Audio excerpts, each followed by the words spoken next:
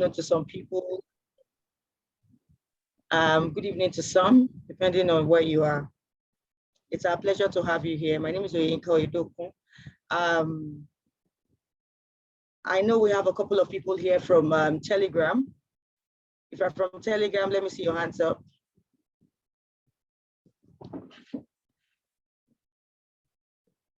So please, let's feel free to use the chat button. I want this to be as interactive as possible. And we've been dropping some content on the Telegram group. I expect that we must have familiarized ourselves with it. It's just a way to sensitize ourselves on what document control is, what document management is, and the impact it has on an organization, and what the usefulness of a document controller in an organization. So I'm sure a couple of us must have been able to breathe through. I don't know how many people do we have here. Okay, we have about 11 participants. While we're waiting for other people to join, can we introduce ourselves?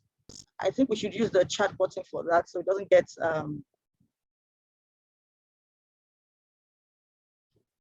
can we introduce ourselves, name and organization and role in the organization? So. Hi, my name is Saman Jamaludi. I'm a senior document controller. Yeah, and I'm working in Doha, Qatar. Okay, it's a pleasure. Next, if you're able to use the chat button, or if you want to speak, please feel free to speak while we're waiting for other people to join in. So whatever works for you.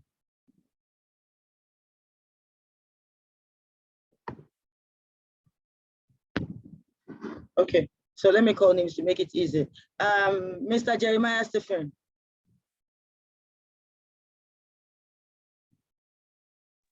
Yeah, good morning. Hi, good morning, Mr. Jeremiah. Yeah, my name is Jeremiah Stephen. I work with Capital Helicopter as technical stores and logistics supervisor in Port Harcourt, River State. Okay, it's a pleasure to have you here. Yeah, thank you. Amanullah Jamal. Yes, you can get this to do this in 30 seconds each. Okay, good morning. I'm Amanullah Jamaluddin. I'm a senior document controller. I'm working in Doha, Qatar. Okay, it's a fit-out company. Yeah. Okay, it's a pleasure to have you here. Naomi Ubogu.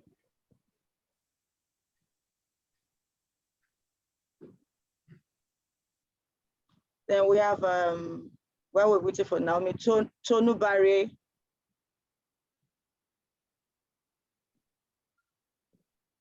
Okay, Abubakar Mohammed. Okay, good morning all. I'm Abubakar Mohammed, a document controller with Texagon Engineering Limited, based in Bonny. Okay, it's a pleasure. Ellen Giwa.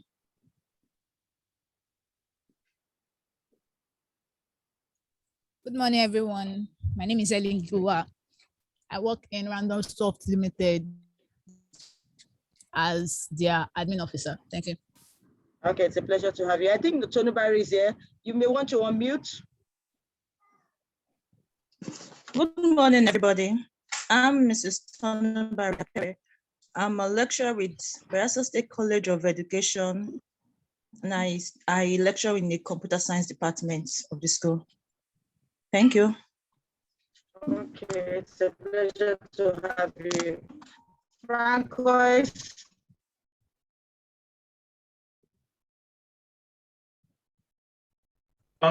Okay, while we're waiting for Francois, Messi do. Okay. Residing in Pretoria, South Africa. I'm CEO of Sable Scanning and Document Management.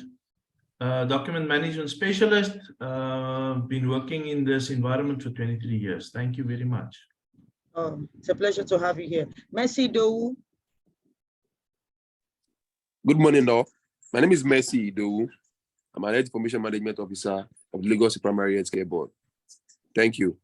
Okay, it's a pleasure to have you. Michael. Morning, everybody. My name is Michael. I work as a QHSC manager in my organization, and been in this space for over 15 years. Thank you. It's a pleasure. Mohammed.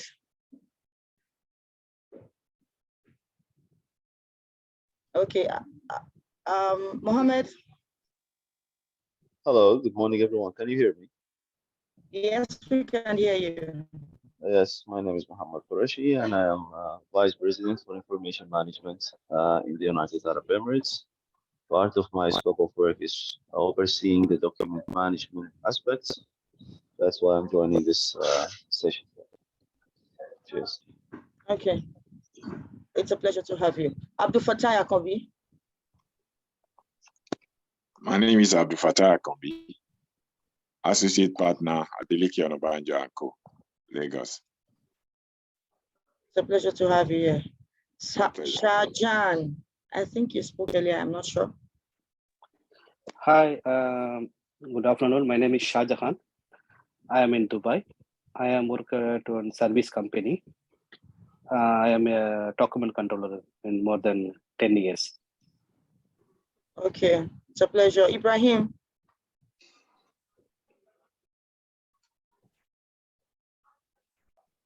Okay, well, hello, good morning. Okay, good morning. Yeah, Amida is my name. I'm from Naimoba, PSS manager. Okay, it's a pleasure and to a have fellow of the institute. It's a pleasure to have you here. Adebola. It's a pleasure. Morning, everyone. Yes, sir. Adebola. Hello, good morning. Hi, good morning. Yeah, Adebola Opaleke is my name. Material coordinator for Evo Nigeria Limited. It's a pleasure to have you here. Folani Omojoye.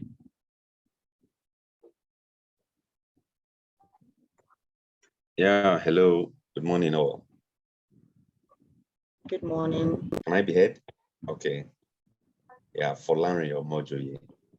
IIM support for design engineering and operation, Chevron facility, Escravos ETL. It's a pleasure to have you here. Aisha.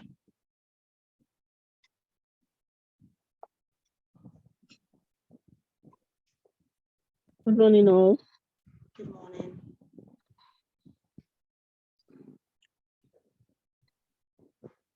Good morning, please everyone. proceed. Yeah, good morning. Please go ahead. We can hear you.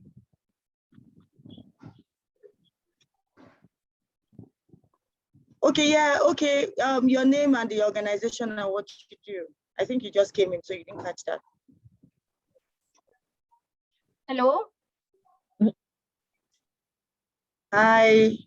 Hi, good day. I'm Dr. Sangeeta Damdere. I'm working as a librarian in Modern College of Arts, Commerce, Science, Pune, Maharashtra in India. From India, I am. It's a pleasure to have you here. Thank you. Okay. My name is Aisha Ogiriatu, one of the IIM of the coordinators in the UK.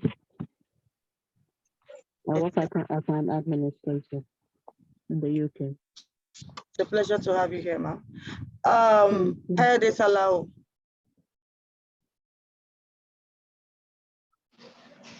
Good morning. My name is Salah Ujima Kayode. I work for Batwork. I'm a document management specialist. It's a pleasure to have you here. Yes. Amid Ogbara. Yeah, good morning. My name is Ahmed Ogbara, just like you mentioned. I'm an information management expert. Okay. Abdulaziz Adebisi. Morning. My name is Abdulaziz. I'm a data center operation manager. And also, apologies, I just joined briefly as I just woke up. So sorry for the voice. I know that's pretty fine. It's understandable. It's a holiday, so it's quite understandable. Femi, okay? Good morning, everyone. My name is Femi Larry. Okay, I'm an investigator. I'm excited to be part of this team.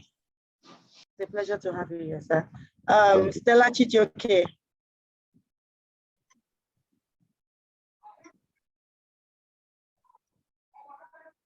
Okay, while we await Stella, Nihi Lola Owade.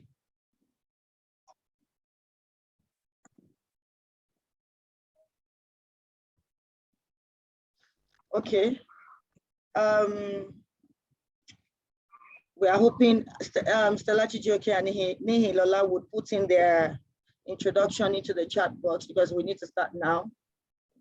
We have a good number to start, so we don't keep people waiting here.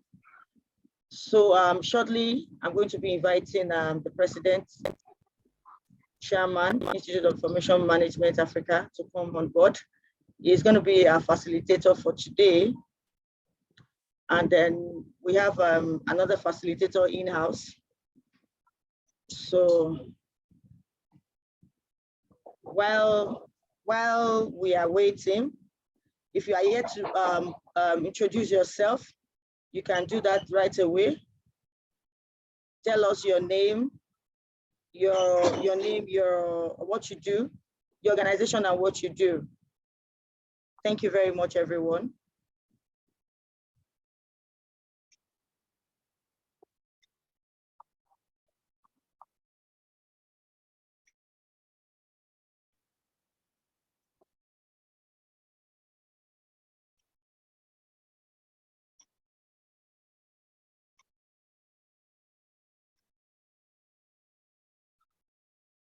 Good morning, ladies and gentlemen.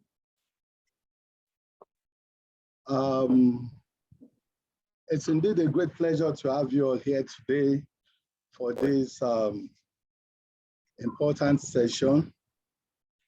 We're going to be starting any moment from now, and I want to use this opportunity to welcome you all. And I hope at the end of the day, we all are going to gain a lot from this session. In all fairness, document control is not a class that you expect, to learn everything about, in just a single session. Talk less of the fact that we have just about 2 hours to do this. And going forward, we shall be sharing information about how you can actually build on whatever you're able to learn from today's session. So want to allow for like 1 or 2 minutes for others to join us, because it would be nice, to have us all join this session at the beginning. So thank you as we get set to kick off in 2 minutes' time.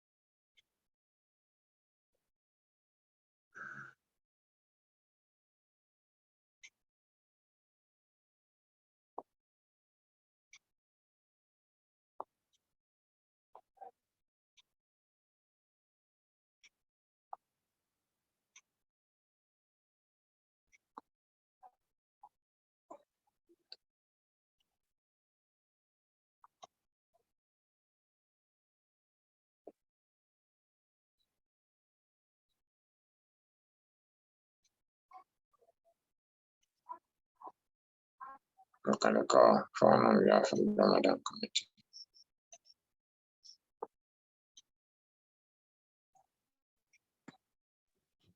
Good morning once again, ladies and gentlemen. Please let us mute our mic if we are not, invited to speak. The session is about to start. And I would appreciate if you can confirm to me that you can see my screen. Kindly confirm if you can see my screen. I can see your screen. Yeah, it's visible. I can see the screen. I can see your screen. Yes, it is visible. Thank you, everyone. Yes, I can see. I can see the screen, but it's not clear, sir. It's not good enough, sir. It's very clear from my own end. Kindly check your network or your system. It's clear from my end too. Okay. And even on our other monitors here, we can see it very clearly. So without taking too much of our time, I want to welcome you all once again to today's presentation, which is Introduction to Document Control and Management. To kick off the session, we're going to be looking at a couple of ground rules. We'll try to make the presentation as snappy as possible. If we have any question or any comments or any contribution, I will advise that you raise your hands up.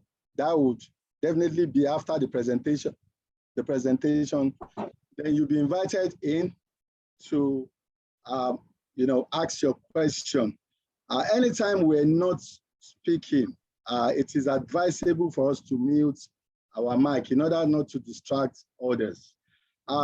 This is also very important information because at the end of this session, we shall be giving out digital certificates of participation to delegates that are able to attend the full presentation.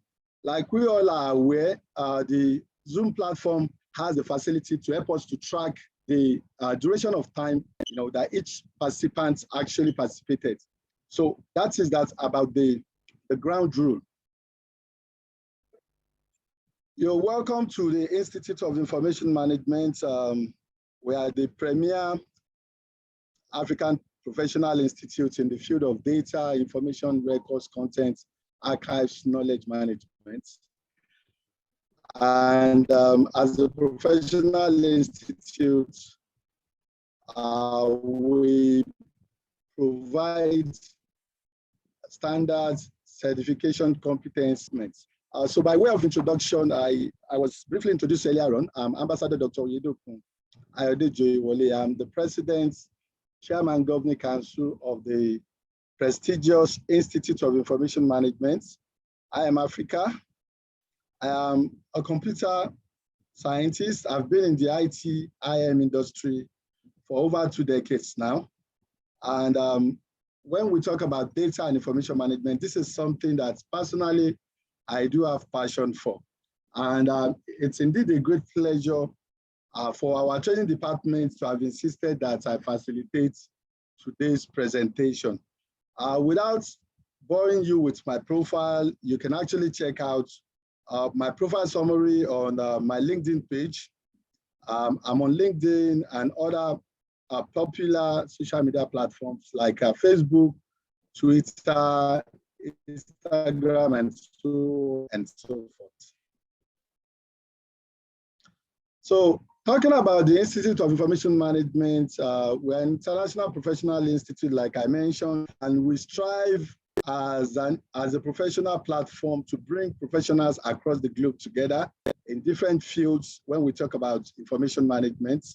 And we make sure that we support our members when it comes to their career choices, implementation of solutions, and so on and so forth. The Institute has its international headquarters in Denver, Colorado, USA. And we have chapters in 9 countries altogether. In 2010, the Institute of Information Management was actually founded by a nonprofit organization called the RIMA Foundation. And in 2017, we had the first international chapter. The institute actually started from Nigeria in 2010. And 2017, we had the first international chapter in the United Kingdom. And in 2018, the other chapters were actually created. Just recently, our European chapter, which used to be in France, was moved to Switzerland. And later in the year, we're going to officially be declaring and launching that in Switzerland. In 2019, we also founded the International University of Information Management in the city of Denver, Colorado, in the United States of America. So in Nigeria, the institute is registered and approved by the federal government, the Ministry of Education, registered with the Corporate Affairs Commission, and we have the acknowledgement of the Chief Justice of the country. And in terms of affiliation and partnership, the Institute is proud to be associated with leaders and organizations in the field of data and information management. On the screen, you have just a few of them, as there are quite a number of them that space and time will not allow us to display.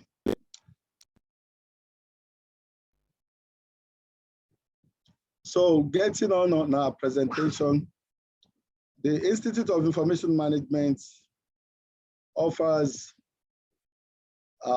we offer different professional services. We provide membership. We provide training, we provide certification, and we also do consultancy work. We assist and work with both private and public organizations when it comes to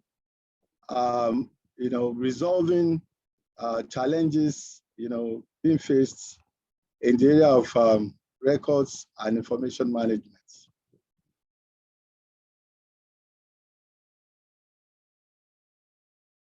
Sorry.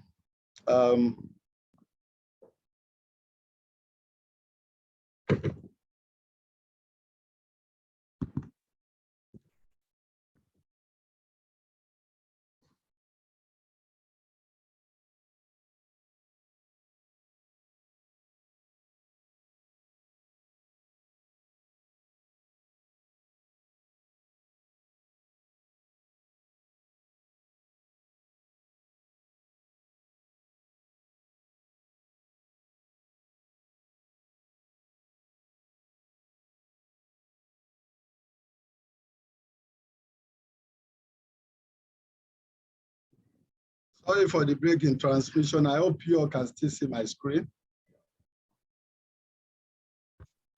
Yes, we can, sir. Okay. Yes, we can see. Okay.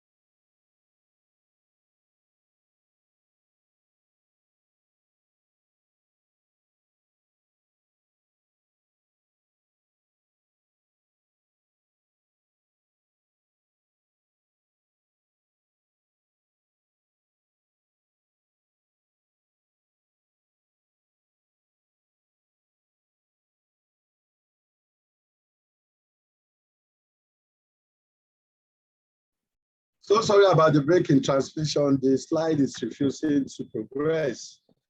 The session will continue shortly, trying to figure out what could be responsible for that.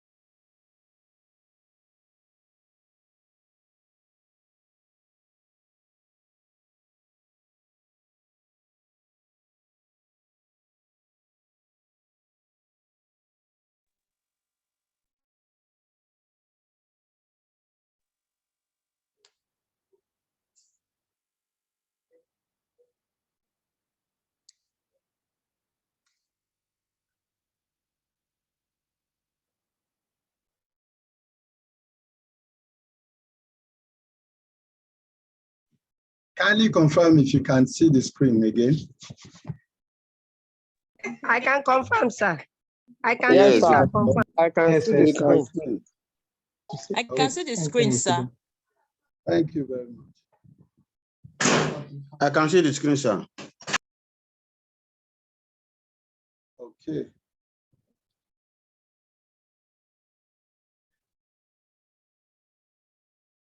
So welcome back, and we're really so sorry for the technical glitch. Yeah, talking about the IIM Africa accreditation, the Institute of Information Management is accredited and recognized, and in terms of charter status in Nigeria, we've gone past the first, second, and we've even done, we had the public hearing last year.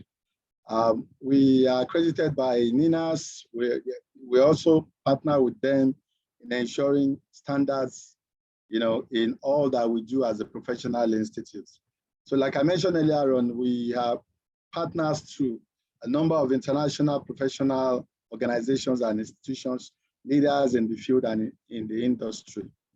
So today we are going to be looking at a few topics and issues on document control. We'll be looking at an overview of document control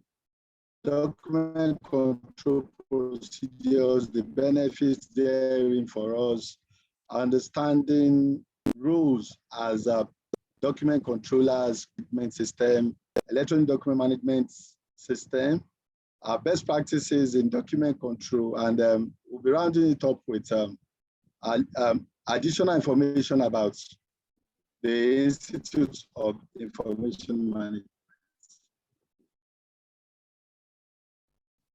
So once again, I welcome you to this class, and we're going to be looking at comprehensive, understanding of document control management industry. Also, we'll learn how to effectively manage and organize, documents and information within our organization.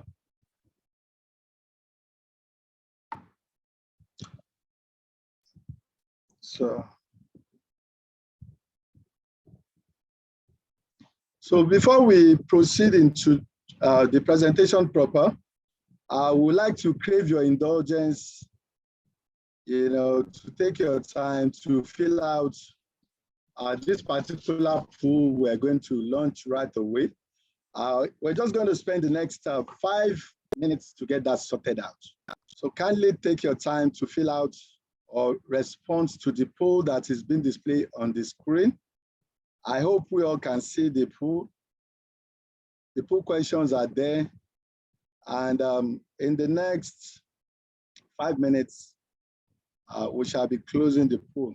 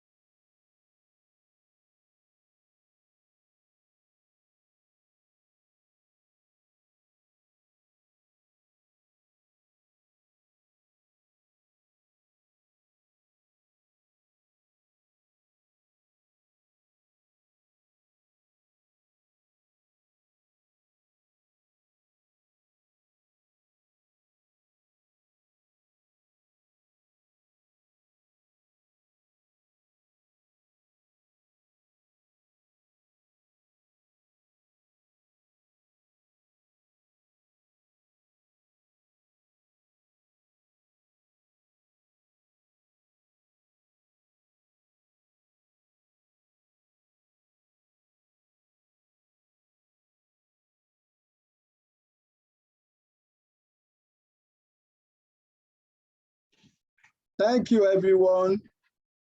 In fact, this is really interesting, and I think today's presentation is really timely.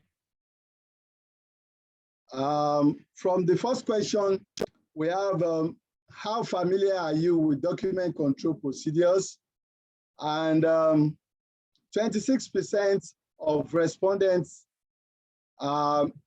selected very familiar, 49% somewhat familiar, not familiar at all, we have 26%. So you all will agree with me that we've actually got a lot of work to do.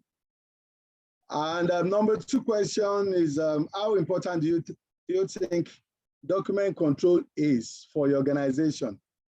And here we have 91% of the respondents extremely important.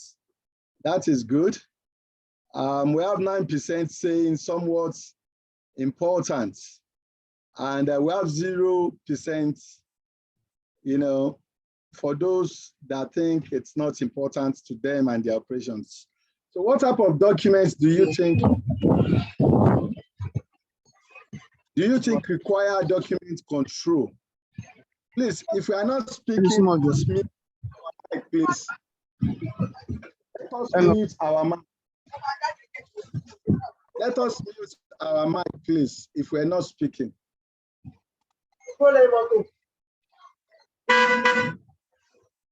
Kindly mute your mic in order not to distract other participants.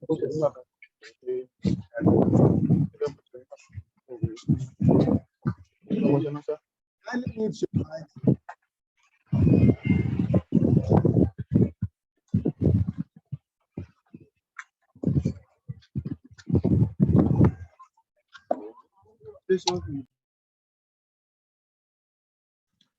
Okay. Sorry for the distraction there. Like we mentioned at the beginning of this presentation, we should all please mute our mic when we're not invited to speak. So number three question is talking about the types of documents that require document control. And we have 79% agrees that policies and procedures should be controlled. We have 67% contracts and agreements. We have 56% manual and guides, and others 19%. If you ask me, when we talk about document that requires control, any document that has to do with your operations, that has to do with legal, and that has to do with you satisfying our customers' requirements needs to be adequately controlled. So I'm still going to speak more about control documents and uncontrolled documents. Number 4, what challenges have you faced with document control in your organization? And 47% of the respondents chose document creation and approval process. 42% chose document revision and control process. We have 56% for document distribution and access control. And the last, but not the, we have 63% in the area of document retention and disposal, while we have 14% for others. Well, the challenges in different organizations would vary because of the nature of the operations, the sector, and what the organization is actually involved in. So number 5 question is, what document control best practices do you think your organization should adopt? And 44% of the respondents agree that communication and collaboration is key for them, while 72% standardization and consistency, 70% also for automation and technology, while 9% for others. We're going to share the result of this. We're going to share the result of the poll with us. And now to number 6, which is, what benefit do you think effective document control can bring to your organization? 56% agree that reduction in error and rework, 88% improve efficiency and productivity, 60% compliance with regulatory requirements, 56% enhance customer satisfaction, and we have 12% for others. So number 7, are you a data information records content knowledge or archive management professional? We have about 67% of today's attendees, having a knowledge in data and information management, which I think is a very good one for this session. And we have 33% of attendees, 33% attendees are not into the field of data and information management. So have you heard any formal training in data and information management, knowledge management, archives management? Then we have 63%, which is very good. And 33% of the respondents haven't or are yet to attend any formal training.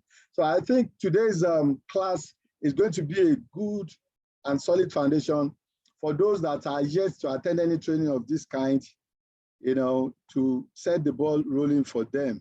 So how soon are you willing to switch to a career in document control?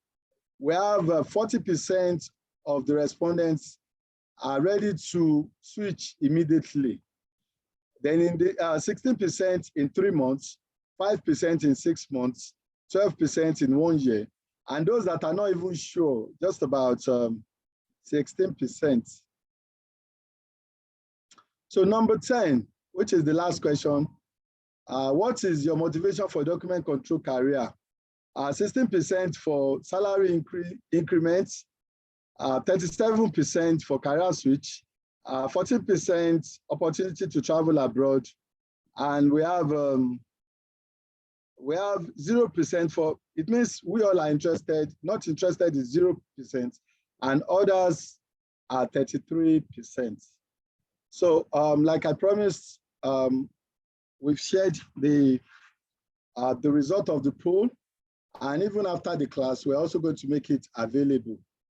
So thank you for participating while we go back into the presentation.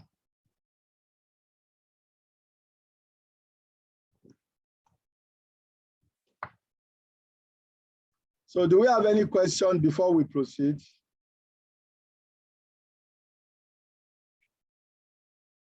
Any question? You have the opportunity to ask before we delve into the presentation proper. Not yet. Okay.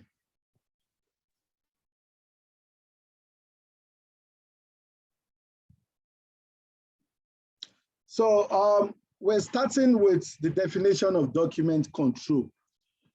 What do we mean by document control? Before I define document control, I would want to set the foundation right.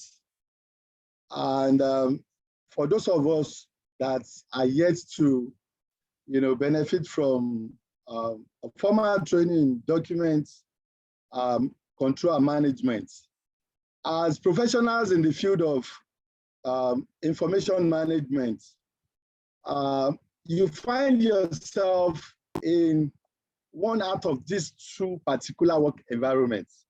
We have the records management environment or information management environment. This is an environment where, as a professional in the field, all you do is to manage records and information.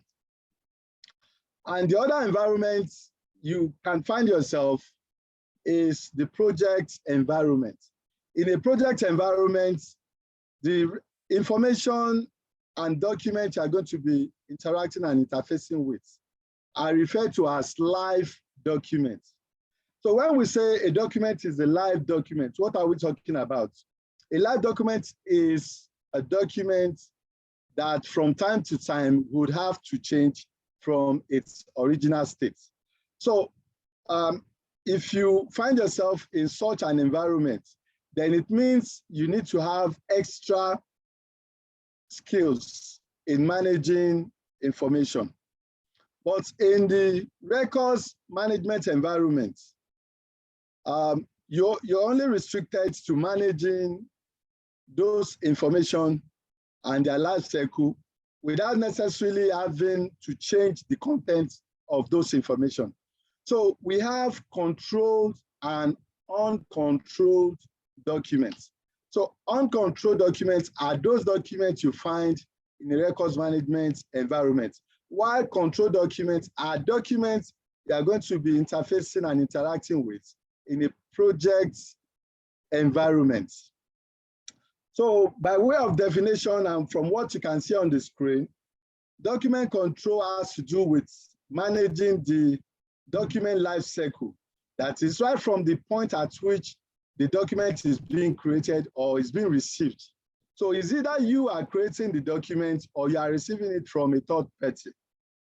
So it has to do with your ability to create procedures, that will ensure consistency within the organization when it comes to how document is being created. And it also involves review process, it involves approval, distribution, and also ensuring that there is adequate retention and access control in place. But in a records management environment, you hardly get to do this because all you do in that or in such environment is just to receive records and information and you manage them in a way, either filing them or keeping them, in a repository. It could be physical, it could be digital.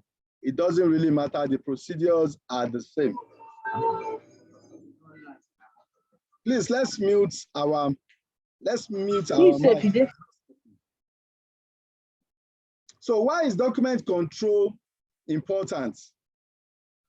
Document control, like I mentioned earlier on, if you are in a project environment where documents evolves, there is a need for you to ensure that you have a process in place for proper governance of your document. A lot of projects, rely on document control in order to guide, whatever decisions they are making, in order to ensure that they're actually working in line with the most updated information. So you can imagine a situation where you're on a project that has to do with construction and getting to the site, for construction, you're not making use of an outdated drawing. You can imagine the kind of loss that the organization is going to, experience in terms of resources, in terms of timing, the timeline for the project. They're actually not going to be able to meet up with that. And document control will ensure that issues like this, errors like this are being avoided. And in a situation where you have to rework, it will help you and ensure that you operate efficiently and you're able to meet up with whatever objective that your project is set out to achieve. And ultimately, you have customers that are satisfied with whatever products or services you're offering them. So what are the key elements of document control? There are certain key elements that must be present in any form of document control system, that we're putting in place. A lot of times in some organizations, if you have to conduct a document audit, you find out that some of these elements are conspicuously missing. In a document control system, you have to make sure, you need to ensure, that you have proper mechanism, procedure, specification, and standard in place when it comes to how you identify and classify documents. That is very key, that is very pertinent, because if you're unable to classify documents right from the point of creation, that document can be regarded as lost on arrival. That document is lost in arrival if you're unable to have a mechanism in place that you use to classify and identify them. It could be in form of indexing, it could be in form of numbering, and so on and so forth. Then you also need to put in place adequate measures when it comes to how people create documents and how documents being created, is being approved. There has to be, processes in place that is properly, documented and properly highlighted to all the stakeholders so that they are able to comply and work consistently on the documents. Then we also talk about revisioning, and control processes. A lot of times, like I mentioned, that when you are in a project management environment, you deal with what we refer to as live documents. Live documents means document that changes.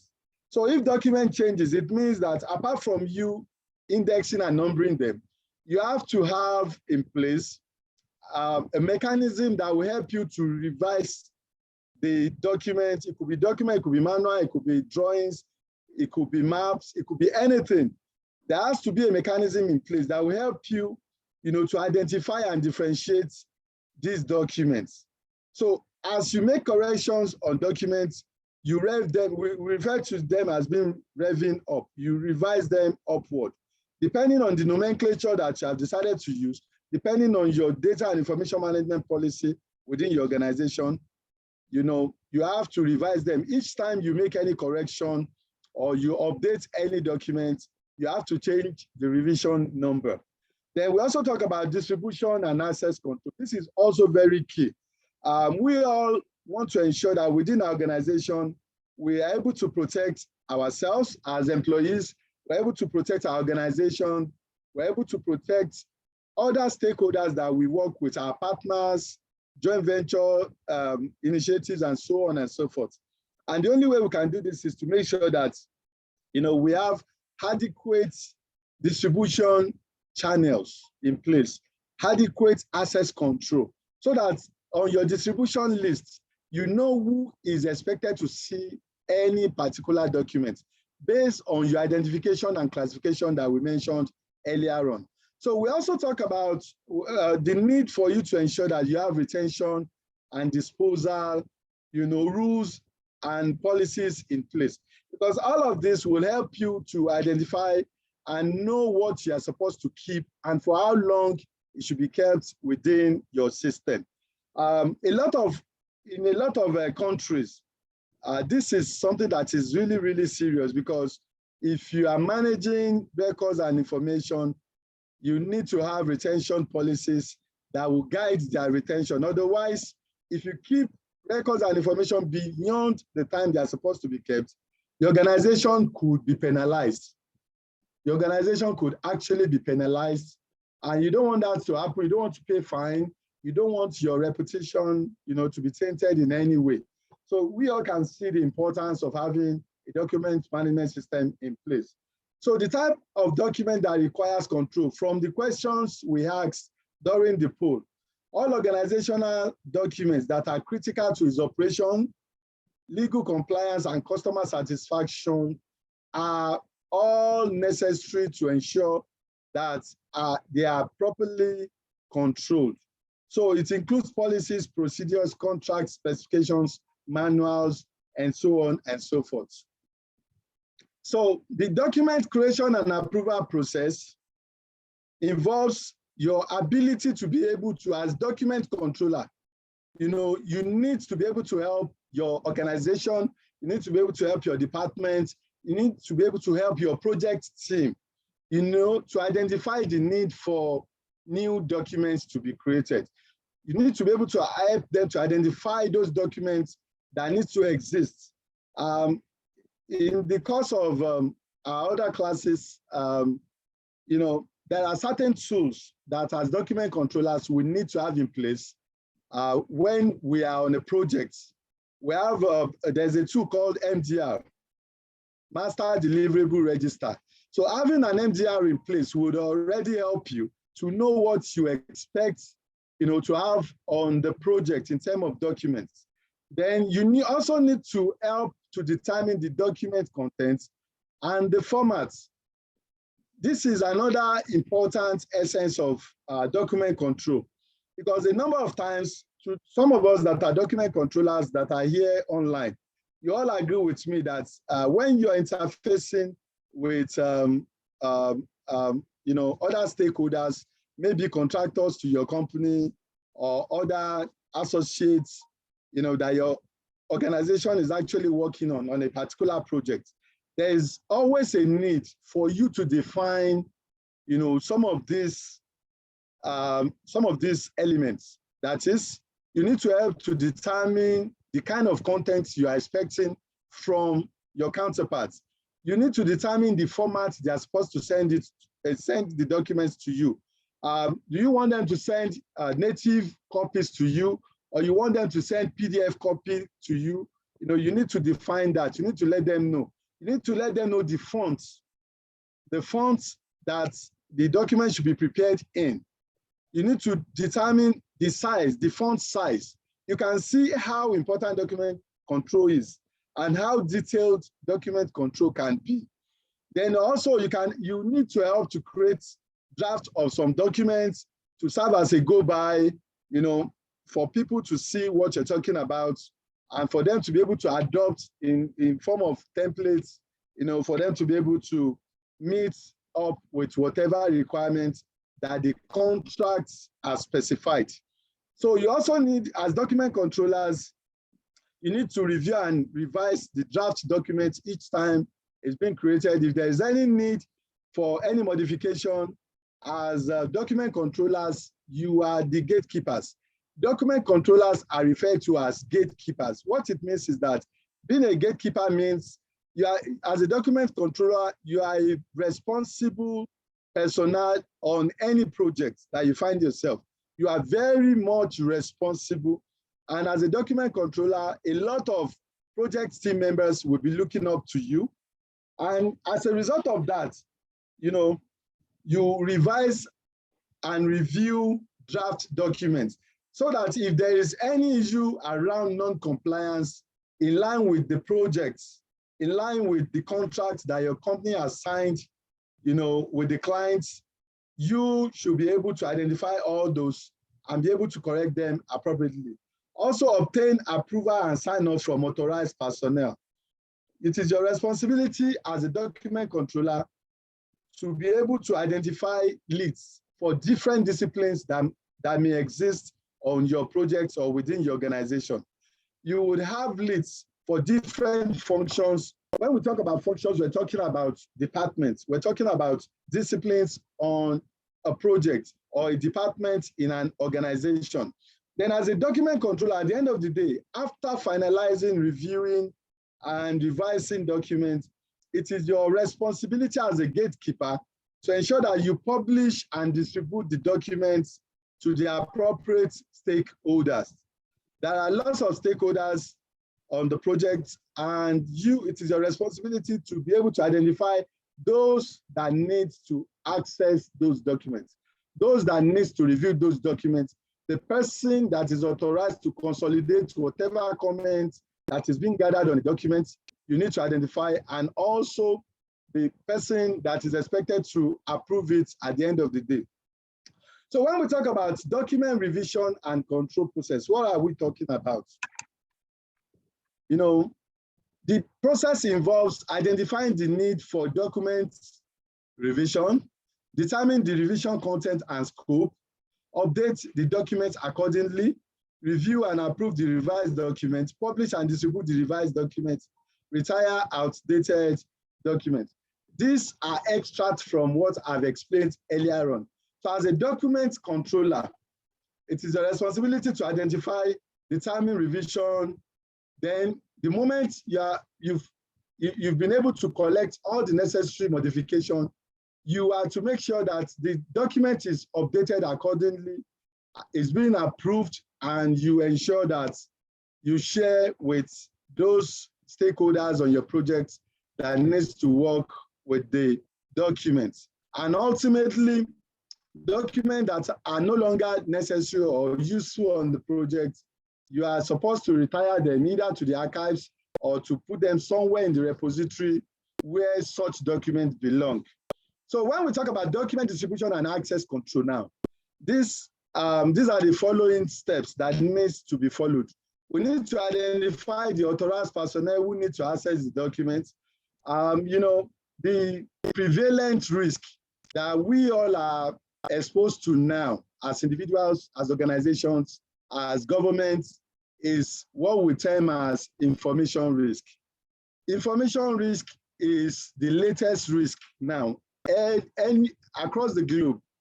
The fact that you use technology, the fact that we all have mobile phones, we go on the internet, we do so many things on the internet, and all of these activities has exposed us all to what we refer to as information risk. So in order to avert, you know, the organization being involved in this kind of issues, you need to be able to identify those individuals that need to have access to documents. It's very, very pertinent. Then you need to also establish means to be able to control access to all the documents that you have within your organization. You need to set the rules, you need to set the processes and the procedures that needs to be followed, you know, in order to ensure that only authorized personnel within your organization have access to them. Then distribute documents to authorized personnel appropriately, then monitor and audit document access and use. From time to time, you don't say because you already have the process in place to control people that have access, you still need to go a step further to make sure that from time to time, some of these procedures are not being breached. Because a lot of times why organizations get into, are exposed to information risk is the fact that there is always this assumption that we already have technology in place, we already have the process in place, we have the people in place, and things, we don't expect anything to go wrong. In spite of having all those resources in place, it is also key for us to ensure that from time to time, we have a kind of routine audit on how people are accessing our information and how they are using it within the organization. So when we talk about retention and disposal, this is also very key. Like I mentioned earlier on, as document controller, we want to make sure that our organization, you know, we run efficiently, we are productive, we're able to carry out our obligations in line with laws and regulations. We want to make sure that we are able to meet the needs of our customers. We're able to meet ultimately the essence for the establishment of our projects or our organization. So, again, we want to look at establishing retention policies and procedures. It is very, very key. It is very, very important. Like we always say at the Institute of Information Management, any employee in any organization that is working in the field of data, information records, content, archives, and knowledge management needs to be empowered. How can an organization empower employees? The primary instrument to empower an employee is not just the salary alone, but ensuring that there are policies and procedures in place approved by management, approved by government, approved by regulatory agencies, guiding the roles and activities around information and data management. So it is important in any organization to ensure that there are policies in place. Any organization that is operating without adequate policies and procedures in place, such an organization is putting the employees in the line of fire, that is putting them at risk. Because having adequate policies in place would help to even give, document controllers, information managers, and other stakeholders the confidence to be able to carry out their job responsibilities appropriately. So archive the document for a required period of time. Retention would determine if a particular document should be archived or if it should be destroyed. That is the essence of retention and disposal. Most of the time, when you talk about disposition of records or documents or information, people think disposition is about destroying them. No, disposition could mean archiving it or destroying the documents. So you are only going to act in line with whatever policy or regulation that your organization is operating with. It will be stated for all the various document categories that you have, for how long you are expected to keep them. So dispose of the documents securely and permanently after retention. A lot of times when it comes to disposition of documents and information, a lot of organizations take it with levity. They think there is no big deal about destroying documents, and as a result, they expose documents into the hands of people that are not professional in the area of document destruction. When we talk about document and information destruction, this is a specialized area. Apart from document control, responsibility, this is a specialized area that, any organization or individual that is going to take charge of destruction of documents has to be trained and certified. You must have a certificate or certification showing that you are a professional in that particular area. Otherwise, records and information could be handed over to people that will expose information that could ultimately put the organization into problems.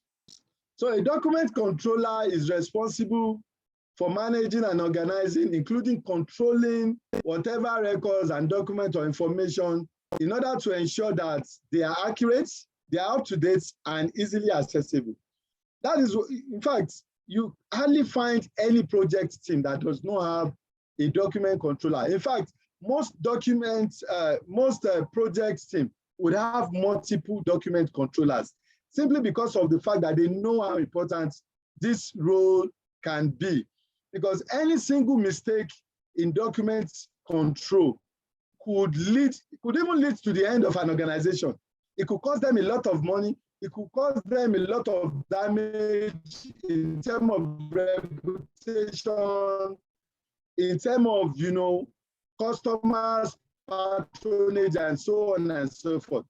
So organizations, they can't afford the document control, responsibility. Then the primary role of document control is to ensure that documents are stored and distributed efficiently and effectively, ensuring that they are available to authorized personnel. like we have mentioned earlier on. The role is very, very critical. And, you know, some of the responsibilities include establishing and implementing the procedures. Also ensuring that documents are properly formatted. I mentioned that earlier on, numbered and named.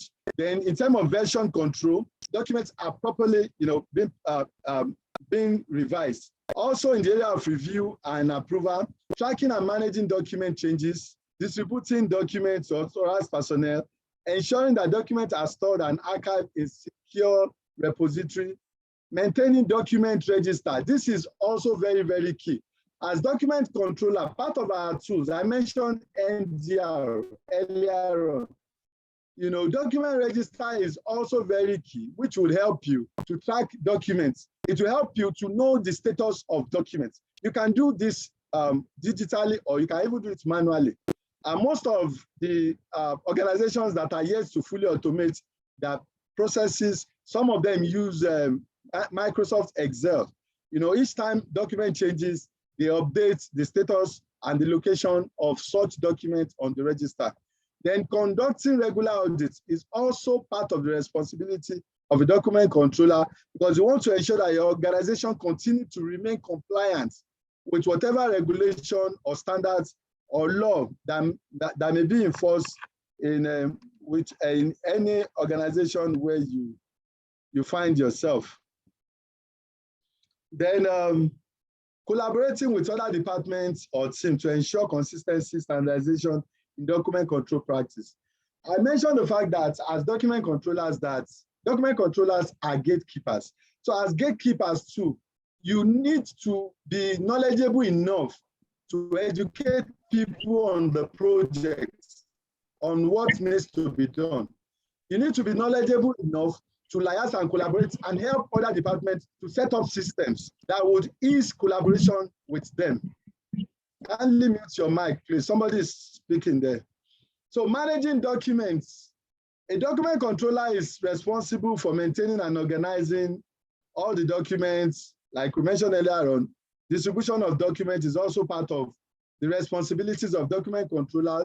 Records keeping is also a key component, is also very, very key.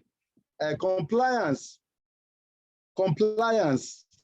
is very, very important, and we've been harping on it. Document security is also very key. You want to make sure that documents are properly secured, they are protected and backed up appropriately to avoid loss or unauthorized access. Then training and support. A document controller may be responsible, like I mentioned earlier, you know, you need to train other people on the processes, on the policies, the procedures, as well as providing support to professionals and personnel on your project. And most of the time, you'll be answering whatever questions they have, you know, that has to do with how to manage records, how to manage documents, how to work around, you know, carrying out their various responsibilities using, you know, document control practice. So now specific responsibility continues. Compliance, I've mentioned that, document security, training and support. And now, in terms of compensation as document controllers now, when you talk about compensation for document control is one field that is always in high demand. I remember those years in Nigeria. I was still in the oil and gas sector then. Most of the document controllers we had at the early stages, you know, were expatriates. You know, the company had to, you know, bring in expatriates to work as document controllers on major capital projects. And over time, we're able to train personnel, you know, to be able to take up these functions. So when we talk about compensation, document control has got lots and lots of opportunities. It depends on how knowledgeable you are. It depends on the skills that you have. That is what determines what you get as a document controller. And from the little research being done by our training department, the salary, you know, the average salary of a document controller in Nigeria now is about 2.2 million per annum. That is just in the average. But talking about the Institute of Information Management, because we work with recruiters, we work with different organizations, and from time to time, we recommend our members for employment opportunities both within and outside of Nigeria.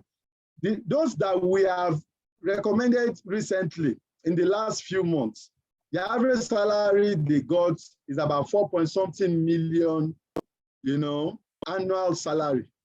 And, in Australia, we have between 85,000 Australian dollars to 100,000 Australian dollars.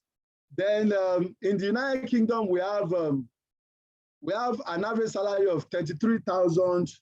In the average for senior document controller in the UK is around 50,000 per year. The average document controller salary in Canada is around 124,000 per year, or 63, Canadian dollar per hour.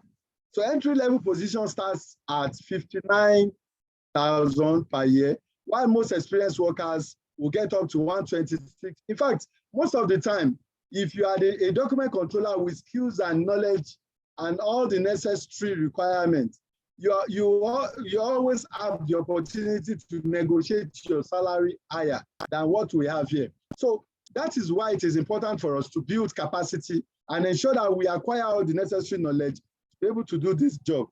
So effective document control provides the following benefit to organizations. It will help them in the area of compliance with laws and regulations. It will help them to reduce risk. I've spoken a lot about different risks that organizations are exposed to. It helps in the area of productivity and efficiency in operations. It means that it will help you to cut down on the time you are going to spend, duplicating things, reworking and, working with information and documents with errors.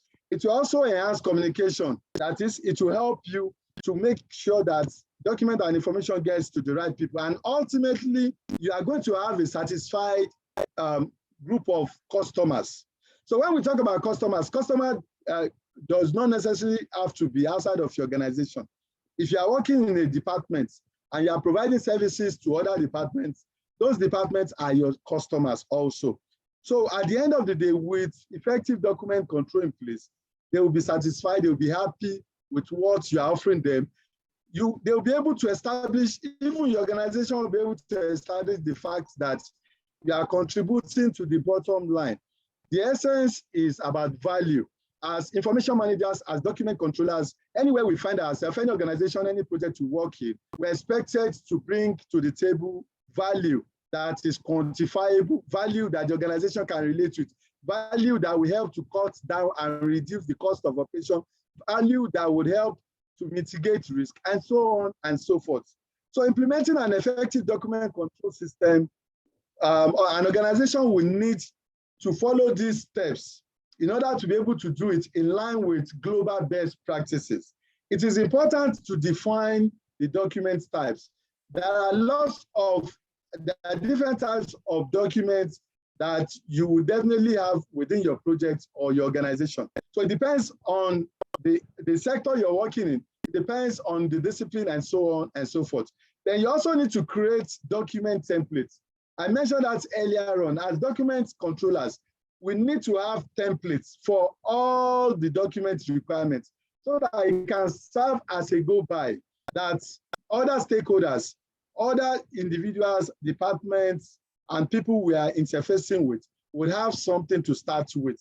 By the time you have the appropriate templates being created, for example, let's say a timesheet, for example, you need to have a timesheet template that you are going to share with people to fill, in the course of operations and activities on your projects. You also need to establish workflow. Workflow is very, very key, it's very, very important, because for every process that you are going to execute within your organization, it is important for you to have defined workflow. You need to have defined workflow. Most of us will have been hearing about, the trending buzzword in our field, which is called digital transformation. when we talk about digital transformation, it has to do with the ability of an organization or an individual to be able to transcribe whatever business process you have and operating manually into digital form, into automated form. That is, any business activities you're carrying out physically or manually, you now want to, you want to turn it around and have it done digitally. Because by so doing, you're going to benefit a lot. You're going to be able to, the throughput is going to increase. That is, you're going to be able to achieve a whole lot. There'll be reduction in error that will be made. And it will also help to reduce the resources that will be required in carrying out all those processes. So in every organization, you find different job roles having different processes and procedures. So there is need for you to make sure that all of these processes have their workflows adequately and properly identified, documented, and also implemented. So by the time you have your workflow in place, you need to assign responsibilities. You need to know who to attend to whatever responsibility within your workflow. Those that are expected to review the documents, those that are somebody that's expected to consolidate the comments, the person that will approve it, and the person that will disseminate the final document to those that require them to carry out their functions. Then also train personnel on document control system, including how to create, how to review, how to approve and distribute. As document controllers, we need to have that skills. We need to be able to onboard stakeholders. We need to be able to train them and teach them how they are being expected to create their documents. For example, on a project, you could have disciplines like electrical discipline, project management discipline, piping, pipeline, and so on and so forth. All of these professionals are not trained in the area of data and information management. They are trained as engineers, and as a result, document controllers will need to assist them, train them, and put them through on how to do this. Then we also need to monitor and review regularly, whatever system that we have in place to ensure that they remain effective, and we're able to identify those areas that we need to improve upon. So now, what are those regulations, that an organization can actually leverage on in terms of global best practices? We have the ISO 9001:2015, which is quality management system. Requirement for the ISO standard provides a framework for establishing, implementing, maintaining, and improving quality management system. The document requirement in this standard mandates that organizations must have procedures for document control to ensure that documents are reviewed, approved, and updated as necessary. So this is a global standard that any organization or any project can actually leverage on. In Nigeria and in several other countries as we speak today, you hear about data protection. Data protection is key and is important, most especially to us that are professionals in the field of data and information management. Anytime you're handling data and information, you need to ensure adequate protection. And in Nigeria, for example, we have NGPR. In Europe, we have GDPR in Europe. In South Africa, we have the POPI, and so on and so forth. In different countries, in Ghana, we have so many regulations here and there. And if you are going to be operating as a professional or you're taking up job responsibilities in these countries, you as a document controller, you also need to equip yourself with knowledge about how to protect documents. In Nigeria, we also have Nigerian Standard for Quality Management System. We have Nigerian Code of Corporate Governance. We have Nigeria Oil and Gas Industry Content Development Act. And all of these are just talking about the need for you to ensure that you have standards in place when it comes to document management. So what are the best practices that we need to imbibe as professionals in the field? We need to, first and foremost, document naming convention is very, very key. Because like I mentioned earlier on, if at the point of creating document and information, you're unable to classify and name them appropriately, then we can refer to such information as lost in, on arrival. So document naming is very, very key. It's very, very important. Every organization must make out concerted efforts to ensure that they have policies that outline how documents should be named. Then version control is also very, very key to us as document controllers. You need to maintain the flow of changes on documents by making sure that you are revving up the documents as they are being updated.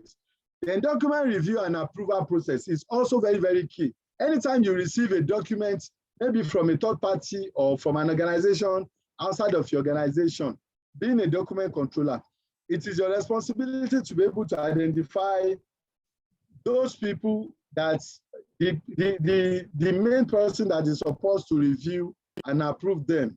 Then communication and collaboration among document control personnel and document creators and users is very, very key. Standardization and consistency in document creation, review, and approval. Standardization and consistency is also very, very important, because most of the time when you even try to audit some project, some projects, you want to see how documents is being, managed and controlled.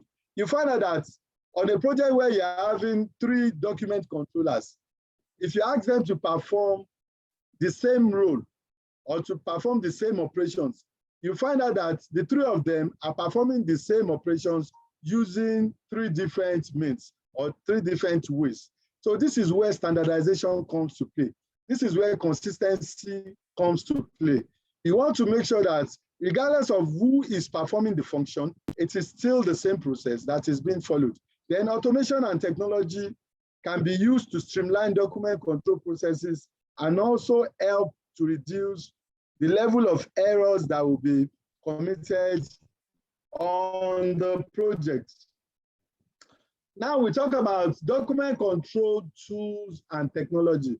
What are those tools and technologies that you can use? I've mentioned some tools earlier on, and here we're talking about electronic document management system. These are applications, these are software that an organization can actually leverage on to be able to carry out document control functions effectively. When we talk about naming of documents, when we talk about revisioning, when we talk about protection, when we talk about access, when we talk about the entire governance of data and information, having an electronic document management system will make the entire process seamless for any organization. And we have quite a number of applications out there in the market that organizations can use. In IIM, we are vendor neutral. We're not promoting any products. We're not marketing any products. We are open to work with any solution. And for the sake of explanation, we just mentioned SharePoint, DocuWare, Documentum, Laserfish, and so on and so on. There are quite a number of them out there that an organization can actually leverage on. Then we also have collaborative tools that you can use in carrying out your document control functions. I mentioned the fact that when you are in a controlled, you can be in a records management environment or you be in a project management environment. And like we said, that in project management environment, where you have control documents, there might be need for you to have a group of people working on a particular document at the same time simultaneously. I remember those years, over a decade now, when I was still in the oil and gas sector, on most of the major capital projects we worked in, we had project team members in different countries. We have project team members in the US, we had some in Nigeria, in Lagos, we had some in Escravos, we had some scattered in different countries, and all these project teams work together as a unit. So this is where collaborative document editing tools comes to play, because regardless of your location, regardless of where the project team is located, it shouldn't be a barrier for people to be able to collaborate using some of these tools, to collaborate and ensure that they're able to achieve the project objective at the end of the day. So an example is you can use we have quite a number of free tools online now. You have Dropbox, you have Google Doc, you have Microsoft Word, you have so many of them out there that you can actually deploy. So these tools are particularly useful for team collaboration and document sharing. Gone are the days where you have to wait for somebody to finish working on the documents before sharing with you to start your own part of the process. So there are several aspects of document control job that can be attractive to individuals looking for a rewarding and challenging career. So this is one very interesting field. Document control is very, very interesting. And, it's so attractive that, there are so many benefits that professionals can actually derive from being a document controller. So because importance of the role, from my explanation earlier on, you agree with me that document controller is critical, in any organization. The kind of roles they play, the leadership role that document control plays cannot be overemphasized. If you're a document controller, you have a project manager, I'm telling you authoritatively here that you are also a leader on the project. The onus is on you to be able to guide your project team to ensure that they succeed at the end of the day. So this is a very important role that is respected in any organization. And that was why I mentioned the fact that you can actually negotiate your salary because of how important this role is. Then even document control has varieties of, task responsibilities, that comes to play, including documents, ensuring compliance with regulation and standards, records keeping, training of employees, and so on and so forth. Skill development. Document control will require, a range of skills, including attention to detail. If you're a document controller, you have to be somebody that pays attention to details. You have to be focused. You have to concentrate on the job because a lot of your colleagues will be looking up to you. Other team members will be looking up to you. Organization, communication, and problem solving. These are some of the skills that you need to have as document controller. So career progression, I've seen a situation where a document controller, was upgraded on a particular major capital project. The document controller was upgraded from being a document controller to a higher responsibility because of the fact that the document controller, demonstrated ability, understanding of the roles, of managing documents. So you can progress to become senior document controllers and so on and so forth. We have senior document controllers that are earning up to $1 million a month in Nigeria. And also in the area of collaboration, a document control job involves working with different departments, different stakeholders. You have opportunity of communicating, interfacing with different individuals within the organization. Then also stability. Many organizations require document control rules, providing job stability and long-term career opportunities. In fact, having document control skill is a gateway for you to work in any country. You can actually, there are lots of employment opportunities as at last week, from some of the statistics that our training departments actually churning, it showed that they had, last week alone, they were able to identify 60 new document control positions in multinational organizations.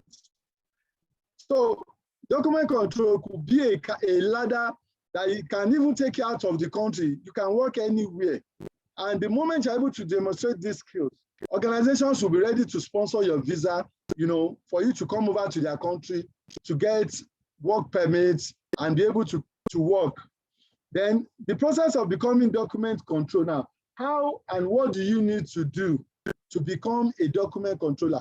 For the 39% of us that said, oh, we are not into data management, we're not into information management, we don't know much about it. What do you need to do if you really want a career in document control?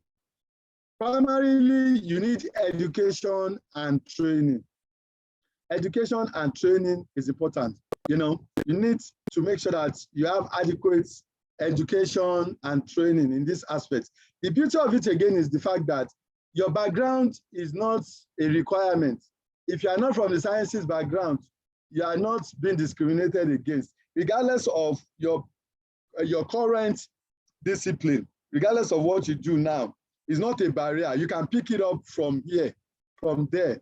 Then you need to gain relevant work experience.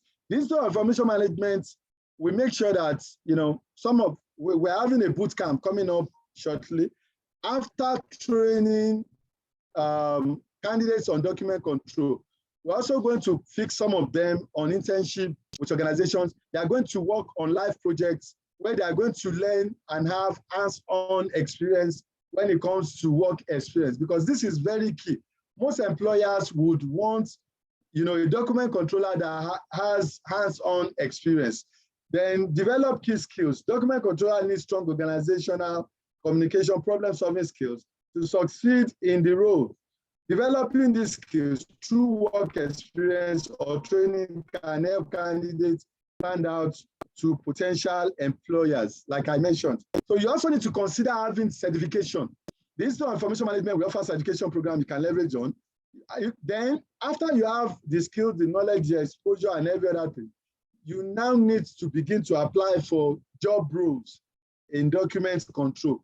Then you need to attend interviews. We're also going to set a number of candidates in our boot camps. You know, we arrange interviews with potential employers for them to be able to take advantage of. Then as document controllers, you will not say, because you already have the skills, you're going to relax. You need to keep learning. You need to keep developing your skills. You need to upskill almost all the time in order for you to be up to date and remain relevant. So how can you continue to remain relevant? You can remain relevant, you can remain up to date by making sure that you join professional network. You interface and interact with others in the field. You share lessons learned and best practices. You can do this by joining the Institute of Information Management. We provide a number of membership opportunities, and the Institute has chapters across the globe. We have 8 chapters, like I mentioned at the beginning of my presentation. And, you know, membership is in different categories. Membership is in different categories. And apart from this session that we have now, we have other advanced sessions you can attend, you know, to learn more about document control. We have, apart from our boot camps, we also have 2-day training program, advanced document control, for those of us that already acquired the skills that you want to, you know, increase and improve your knowledge in the area. So in terms of membership, we have 7 membership categories. This will enable you to remain current. You know, you can join the Institute from any of our chapters in the US, in UK, in Canada, in Nigeria, in Ghana, in South Africa, in Switzerland, in India, or in Australia. So we have students, category, graduate, associate, professional, senior professional, fellows, corporates, for corporate organizations. So the requirements are just the number of years of experience you have working in any field. So if you have a minimum of 2 years of work experience, you can be admitted as a graduate member. If you have a minimum of 5 years, associate member, minimum of 2 years as associate member of our institute, minimum of 5 years of experience, professional member of the institute, minimum of 10 years of experience, you'll be admitted as a senior professional. And if you have up to 50 years of work experience in anything, in any field that you are in, you are going to be admitted as a fellow. Then we also have corporate membership that is open to government, that is open to corporate organizations to also join. There are lots of benefits to get, you know, this certification. We have special certification programs and the regular certification program that we all can actually benefit from. Being a member of the Institute is an emblem of recognition, because at the back of your name, you have a designation you put there. When people see those designations, they know that you're a professional in your field. There is no point being a data analyst, information manager, record manager, and you are not a member of a professional platform. So you also have business and employment opportunities. We assist our members, when it comes to job placements. We assist our members, those of them that have products, we create platform where they can sell their products, they can market, they can develop their businesses, they can develop their knowledge, they learn best practices, they mix with professionals, from other clients, and international opportunities for our members to attend any of our programs anywhere across the globe. Then from time to time, we do have discounts that we give to our members that want to attend certification or training or any form of, activity or initiative being introduced by the Institute. Then as an accredited member of the Institute, you can also become a coordinator. When you become a coordinator, you can work with the Institute also to package, to design programs, to implement programs. Then we have certification programs that we offer. As a member of the Institute, our fast track certification, you get certain points. You don't need to write exams. You don't need to attend classes based on whatever knowledge you already have. You can fast track your certification. Then every month we conduct free webinars where we bring in best of the best across the globe to share lessons learned and best practices. So we offer different kinds of training programs. You can download our training program, from the website, or you can send email to our training department for them to send to you. Then in terms of certification, we also have the general certification, GIMC certification, which is a certification for all employees in every organization. We want to make sure that employees in every organization have basic knowledge when it comes to how they manage and handle data and information. It has to do with compliance.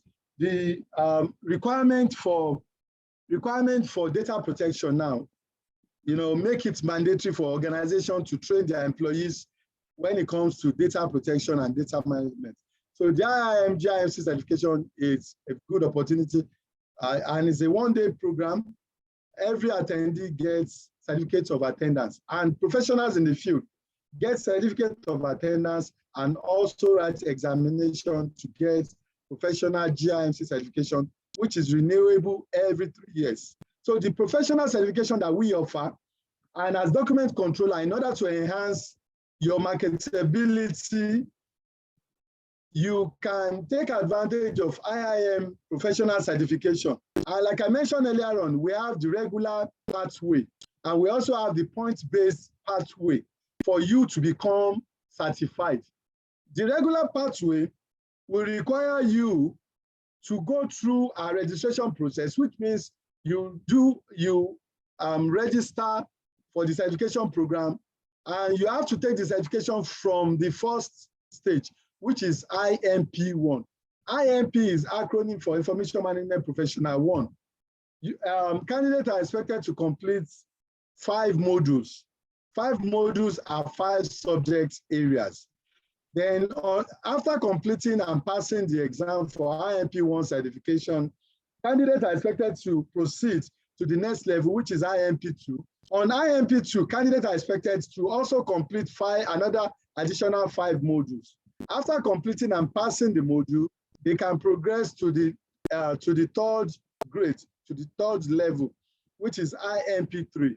Under IMP3, candidates are also expected to complete another 5 subjects, another 5 modules, making a total of 15 modules.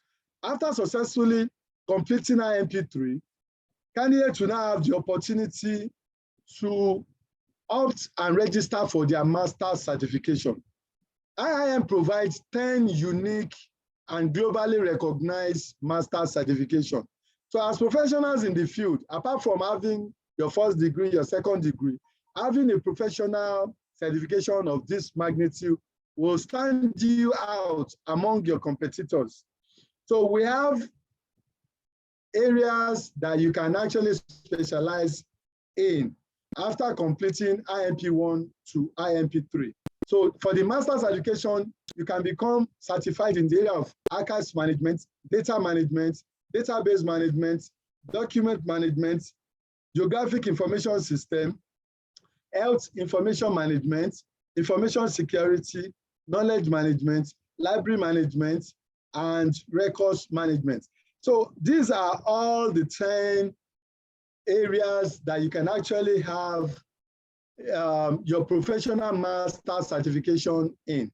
And a typical candidate will complete this within 2 years.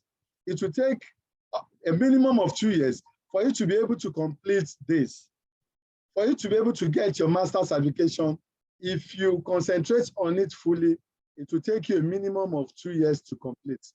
But in recently, the Institute decided that we do have busy executives among us that might not really have the luxury of time to go through this process.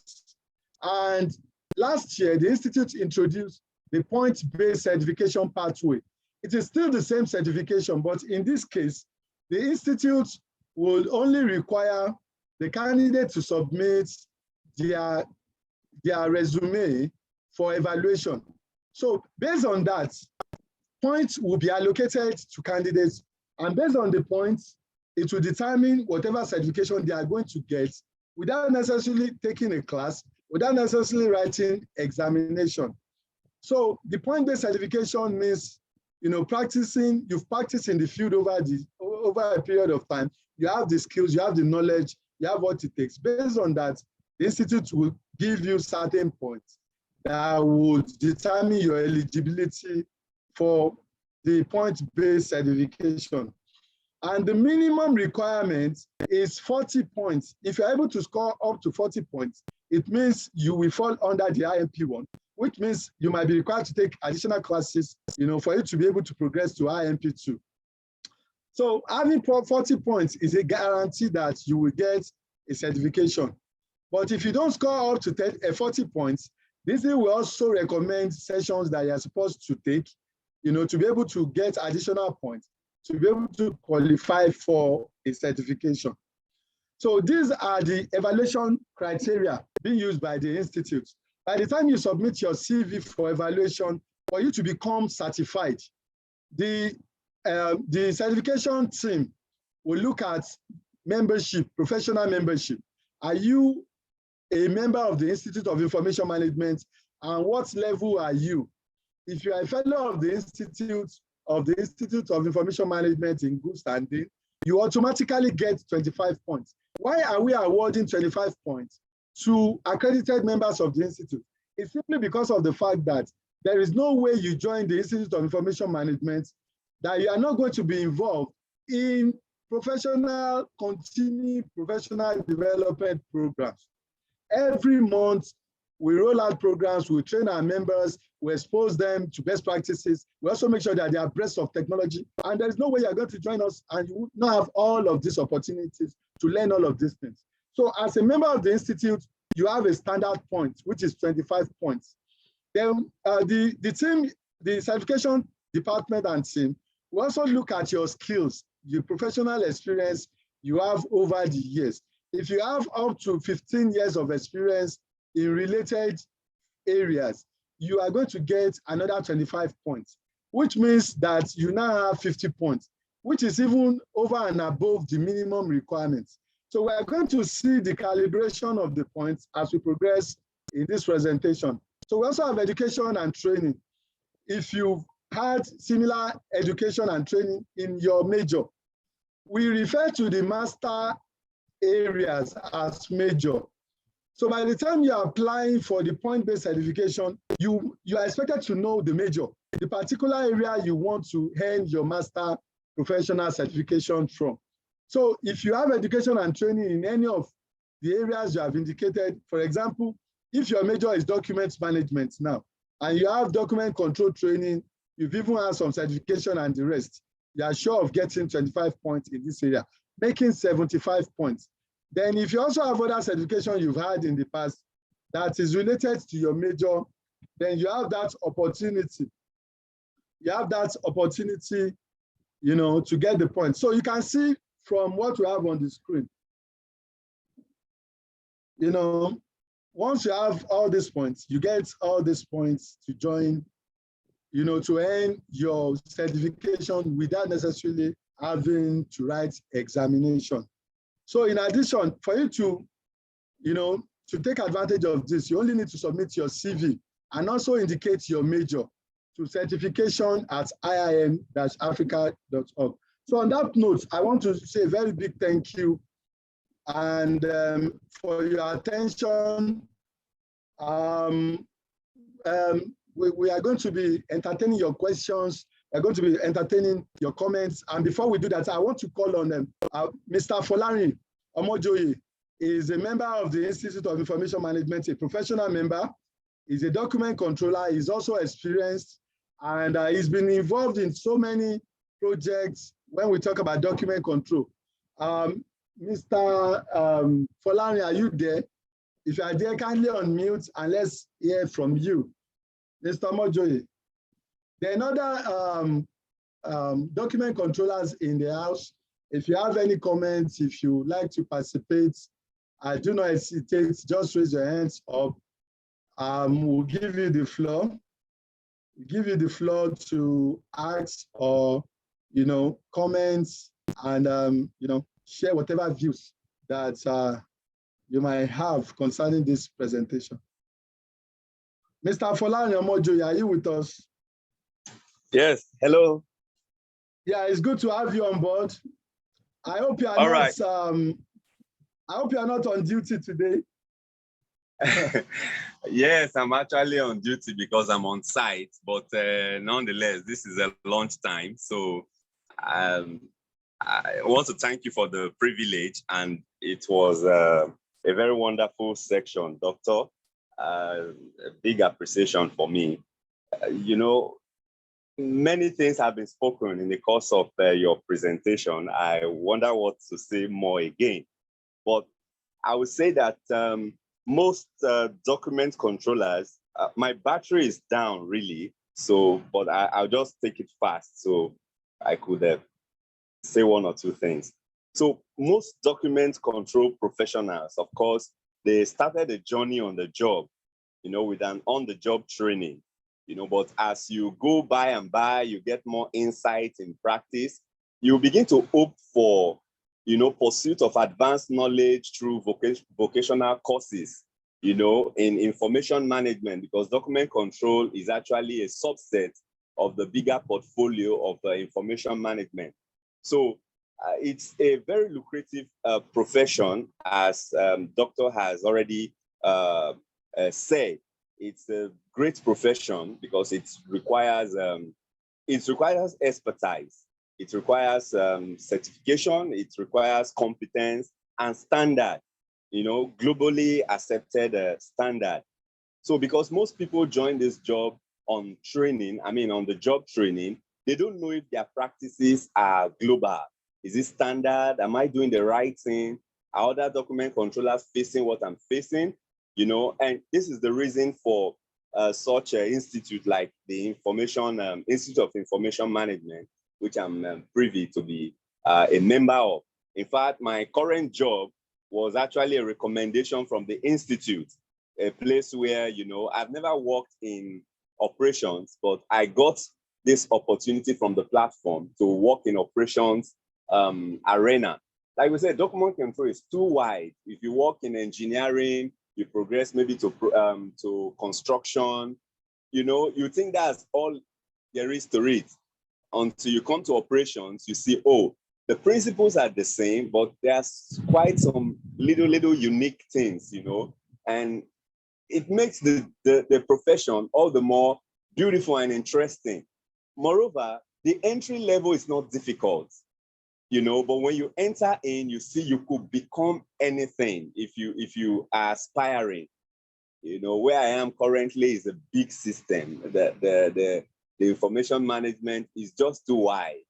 If I want to say, I'll go on and on, but I tell you honestly, the Institute of Information Management, it's a great platform, and I want to encourage anyone here to, join in the boat, because you have a lot of things to learn. Let me just say this quickly. Digital transformation is all the way now. Companies are transiting into great platform where, everybody is people talk about these days like DevOps. They talk about Google Cloud, you know, Amazon Web Services, Microsoft Azure. You know, these are platforms that, you know, are getting bigger by the day.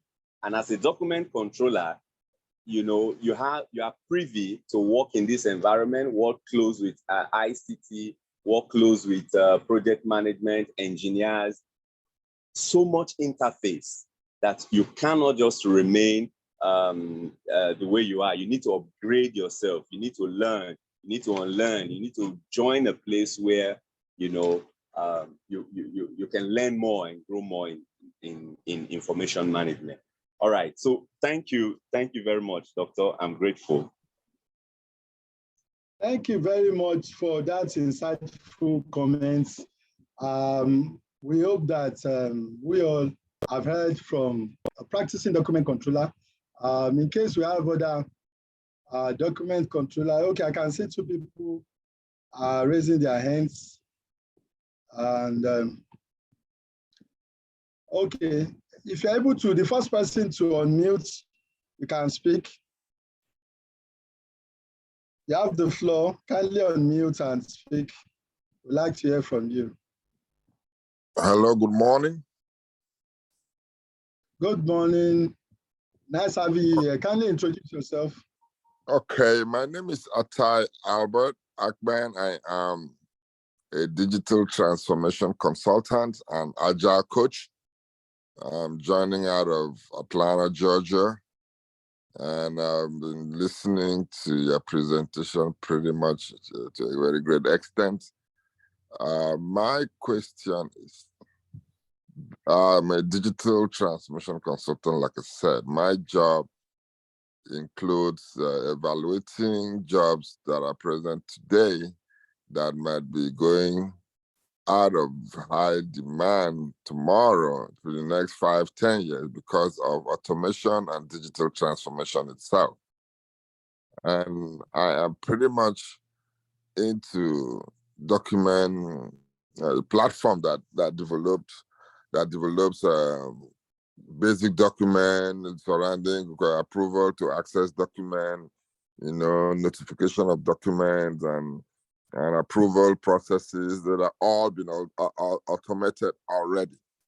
And in these organizations, I'm just trying to be the devil's advocate here based on my knowledge that this particular profession might not have the relevance. I'm not between now and 5 to 10 years as one of the possible professions that might be taken over by automation. What is your view about this? Because I think you should understand what automation can do to a profession like this, because all what you were discussing as document handlers to do could just be set up using technology software. I have been set up already in a lot of massive organizations, and even access to document is restricted based on the approval process is set up.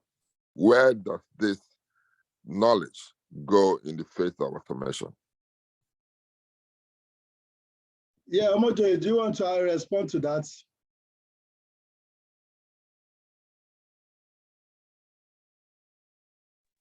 Yeah, I can respond to that very well. You know, like I did mention about joining an institute like information management, because I think, I don't know how many I have attended, but we have had digital transformation in several sectors, including HR and many other sectors, really. Okay, so joining an institution like information management has given me that leverage to also know that it doesn't end here. This is the next step. This is where digitization is transitioning to. So if my company is about to transition, for example, I've already been inclined to know about adoption. you know, while others are scrambling, or that document controller are feeling like, wow, we want to change things. I don't understand this. I already know the why. I already know the how. I know, I listen to the how. Okay, you are transiting. Yes. What is the reason for this job to be done like this, like that? Because I know at the end of the day, if technology comes, there must be people to work on the technology. And you will not leave the document controllers who are already, who already understand that digital transformation is coming. You will not leave them behind and go and take the person who doesn't even know at all. So again, joining an institution like this, or first to the question, it now behooves some document controllers to know that, yes, my system can be, my job can be overtaken by automation, but the system itself must require people with knowledge. Okay, you can't totally eradicate people from the system. People must be there. So again, understanding that there is a platform where you can learn, know what is coming, know what to do is very, very important. And remember, of course, document control requires common sense. Even if you are given a checklist, check this, check that, check this, as a human, you still need common sense, which most AI, of course, as they upgrade, they will learn more, but they can't take totally away the, human intervention. So that's a very valid question. It only behoves on document controller to know. In fact, one time I wrote on LinkedIn where I said automation is coming. I don't know what I was saying fully, but I know it will get to a time where only people who are ready, we go with the flight. So thank you again for this opportunity. Maybe all others can contribute better. Thank you. Thank you, Mr. Mojoy, for that. Do we have any representative from the training department that would like to contribute to this? While we wait for comment from the training department, I think, well, in as much as I appreciate the comment being made by Mr. Tai, the role of, document control, personally, I don't see it as been taken over by technology, because document controllers play, critical role in maintaining document security and accessibility. And while technology can assist in some of these tasks, it cannot outrightly replace the expertise and oversight that would ordinarily expect from document controllers. In fact, organizations would increasingly prioritize efficient and compliant document management, which can only be facilitated by document controllers. And that is why demand for document control skills is, continues to grow from time to time. Technology would come and enhance whatever process or processes that we have in place, but technology will not come and take over the entirety of, of what we're doing as information managers, as document controllers, as information technicians, as archivists, and so on and so forth. And that is the more reason why, if you listen attentively to my presentation, I mentioned the fact that we as professionals, we need to always be on top of our game. We need to keep improving, and also, we need to learn and unlearn, and also make sure that we are abreast of technology. If we remain current and abreast of technology, I'm telling you, like what Mr. Mojoy said, we'll continue to remain relevant. You can imagine a document controller that does not know how to use an electronic document management system. So in a situation like that, such a document controller will become irrelevant. And just like what Mr. Mojoy said, if you have all these skills, the organization will continue to see your usefulness and relevance in the scheme of things in the organization. So we are better placed. We have the opportunity. We have, you know, to take our place in the digital transformation space. Okay, let me invite others to also comment. Can we have Madam Aishat? I can see you are raising your hand. Kindly unmute and let's have your comments. Thank you, Mr. President, for this wonderful and enlightening session. It's been an eye-opener. My question, I don't know if I should classify it as a question or as a comment. I wanted to, talking about collaborative tools, I wanted to ask, where do we place Acrobat?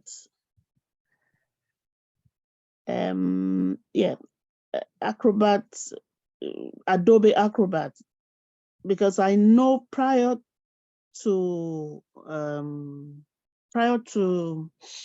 COVID-19, I work as commercial document support. What it means is I work, closely with the document controller, and I would say 30% of the time I'm assisting him in, document control and all that. So I have a fair knowledge of what document control is. And I know prior to COVID-19, because I work in a construction company here in the UK, we deal in large multiple contract documents. And what it means is that prior to COVID-19, I have to sometimes go from my floor, 4th floor, to the 1st floor to get documents signed and approved by the necessary approval personnel. So it was a lot of work for me, and I remember that our document cabinets, were almost always loaded, overflooded with documents. I'm talking about 200, 300 pages of, contract documents. And at some point we had to start moving them into, we have to start moving out some documents, to archives. But immediately after the COVID, then we were trained on this Acrobat signature software. And what it means is that 10, 15 people or less will sign it's like a document trail in the system. So it means 5, 6, 7, 8, up to 10 people can sign a document, and it goes through the trail like that. And it eventually comes to me as a commercial business support. And all I need to do is, save it away without having to carry or pack loads of documents to other floors for signature, which I think is one good thing that I will say happened to me, after this COVID thing, because it has so far reduced the stress of me having to, look for people to sign documents, and then having to leave my seat at every opportunity to go look, to sign documents. And our document cabinet so far is free of documents. Talking about paperless Questions. Yes, thank you. So it's helped me a lot. And I will say it's one thing that has, one best thing that has, or one good thing that has happened to me after COVID. So where do we place Acrobat, Adobe Acrobat? Could we classify it as a collaborative tool as well? That is correct. Thank you. Thank you. Thank you, sir. Thank you, sir. Thank you, madam. Really appreciate your comments. Thank you, sir.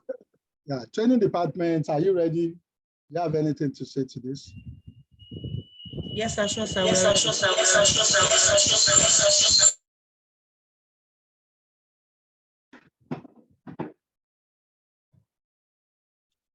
Okay, hi everyone. Before we take further questions, I would quickly like to address some issues. First, Mr. Atai, I think I got the name right. Am I correct? I think you are the Agile Agile coach. I would like to say that as much as technology, is coming and will come, it's still not going to take the place of every human. It will only take the place of some human and not every human.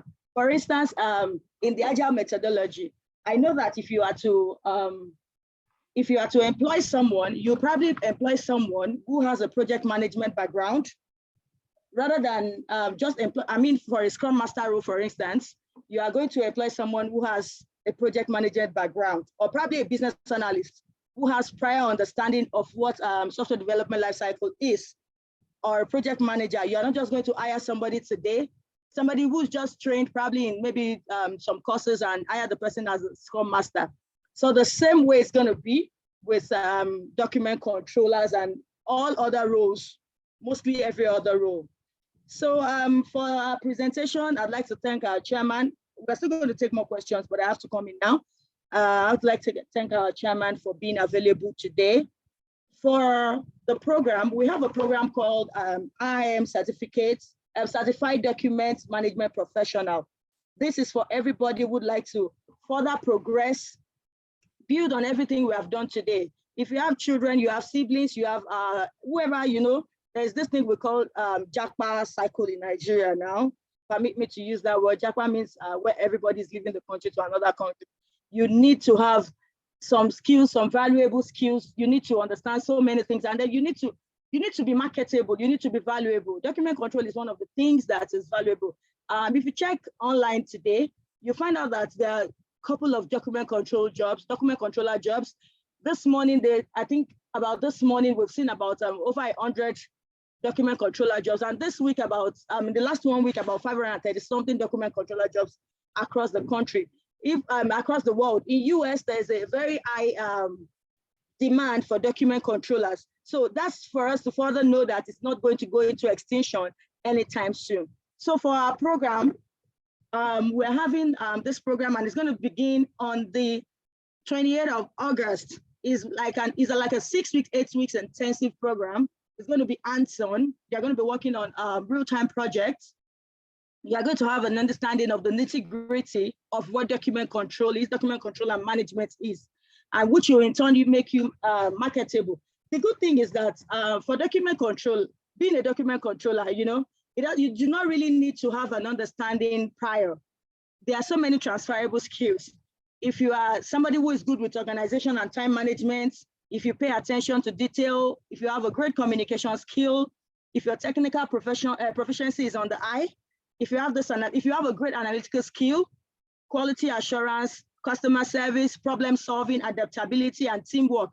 These are many more a part of the transferable skills you can take from any background to being a document controller. Yes, I know there are so many, everybody's transitioning now.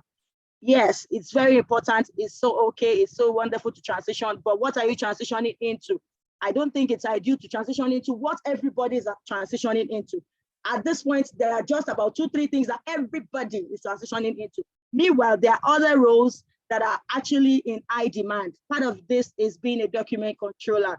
So if you like to be a part of this, we're going to begin the class on the 28th of August. It's actually for 500,000 Naira for 6-8 weeks.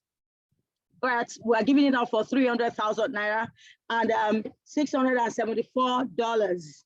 300,000 Naira, $674. I'm going to drop our training email into the chat box if you are interested. And then if you are on the Telegram group, it makes it more easier. You can chat up with any of the admin, then we'll take it up from there.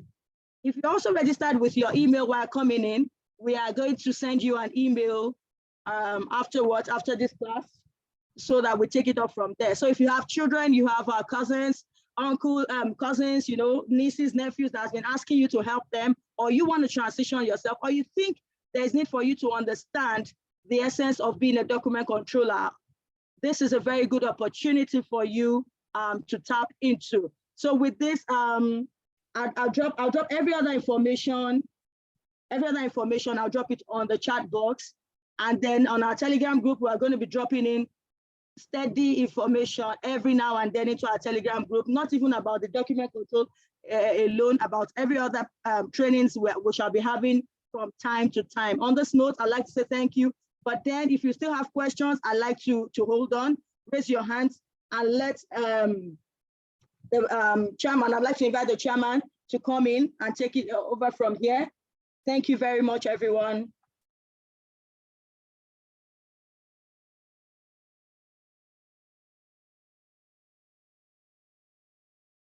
Thank you very much, training department.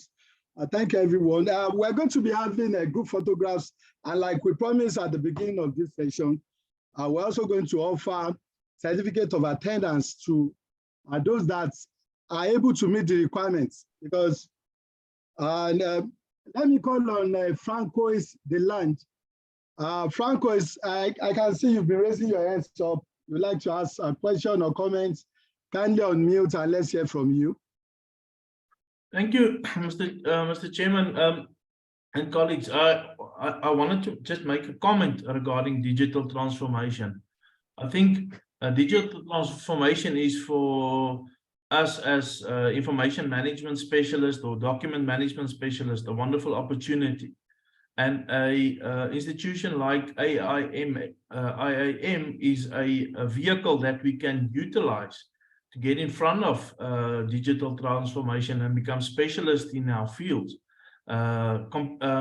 Artificial intelligence and robotic process automation and all of these new technology advancements is going to be with us. So we can embrace it and become specialists with it, or we can sit back and see what can happen. So, but I just wanted to say thank you for the opportunity, and being around for as a document controller or a document management specialist can give us the opportunity to become really part and parcel of project management features, workflow, and all of the relevant aspects of working with a record that becomes usable at the end of the day. Thank you very much. Thank you. We really appreciate your comments. Mr. Ipoko, are you still there? Mr. Ipoko, if you are there, you have the floor, please. Thank you, sir. I really want to appreciate you people for the wonderful work you are doing and with your colleagues. In addition to that, to my other comment of other people, I want to also add, in your presentation, you spoke extensively, but the area of document maintenance control, I've not heard so much about it, though you mentioned maintaining document register. But I feel that there should be a document maintenance control in the process along with other aspects of the control. Because I know it involves preservation, conservation, and ensuring that those documents are in original format, in ensuring in meeting of the purpose or the goal is supposed to be. In addition to that, I want to ask, as an institute, because over the years, as an information professional, I observed that there is no universal standard across board, both public and private sector, in document control, especially in Nigeria. And also observe that key into digital transformation on how to manage information in Nigeria has been a problem over the years. So I want to know, what is this institute doing in respect to this regard? So in a kind of motivate or one liaising with the public sector or the government to actualize this implementation of digital transformation to ease the process of managing information. Thank you so much. Thank you very much, Mr. Ipoko. I believe at the beginning of the presentation, I did mention the fact that a 2-hour session might not really be enough for us to really delve into the nitty-gritty of document control. And there are so many things, that we still have in the kitty that you have the opportunity to learn. Like the training department just mentioned now, we have a very loaded, package in terms of the boot camp we've put together where, candidates will have opportunity to real-time projects. They will have hands-on and they will be exposed to all of these things. Then you talked about the issue of standard. If you've been following IIM closely, and even at the beginning of my presentation, our core value, we have 4 core values. The very first core value that we have is standards. And it's simply because of the fact that we have identified that, standard is something that is lacking in the African environment. There was an example I cited, about having 3 document controllers in a particular organization performing the same thing in 3 different ways. Those are some of the traces of lack of standards. And as a professional institute, it is our core value, number 1 core value. So what we're doing and what we have started over the years is to look into the various sectors of the economy, try to work with the regulatory agencies to formulate and standardize appropriate standards that would help them when it comes to managing the life cycle of information, life cycle of data or records or anything that they are working with. Managing the life cycle, there has to be standard in place that will ensure that there is consistency in all that they do. And that is the only way we can institutionalize standardization into data management in Nigeria. So I hope that answers your question. I can see Dr. Lucy, you're also raising up your hands. You can unmute and ask your question or comment. Thank you, Chairman, sir. Thank you for the session.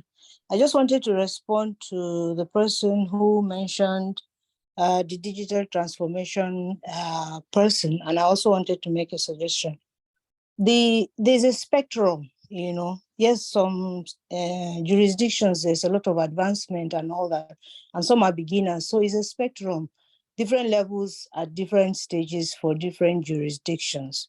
But the fact is that for some of the places, it doesn't even exist as a practice. So therefore, it is a good thing to have this. And even in terms of my work with many organizations, we all claim that we're doing what is ideal. But when it comes to business continuity and sustainability, we fall flat on our faces because some of these basic things are not being done.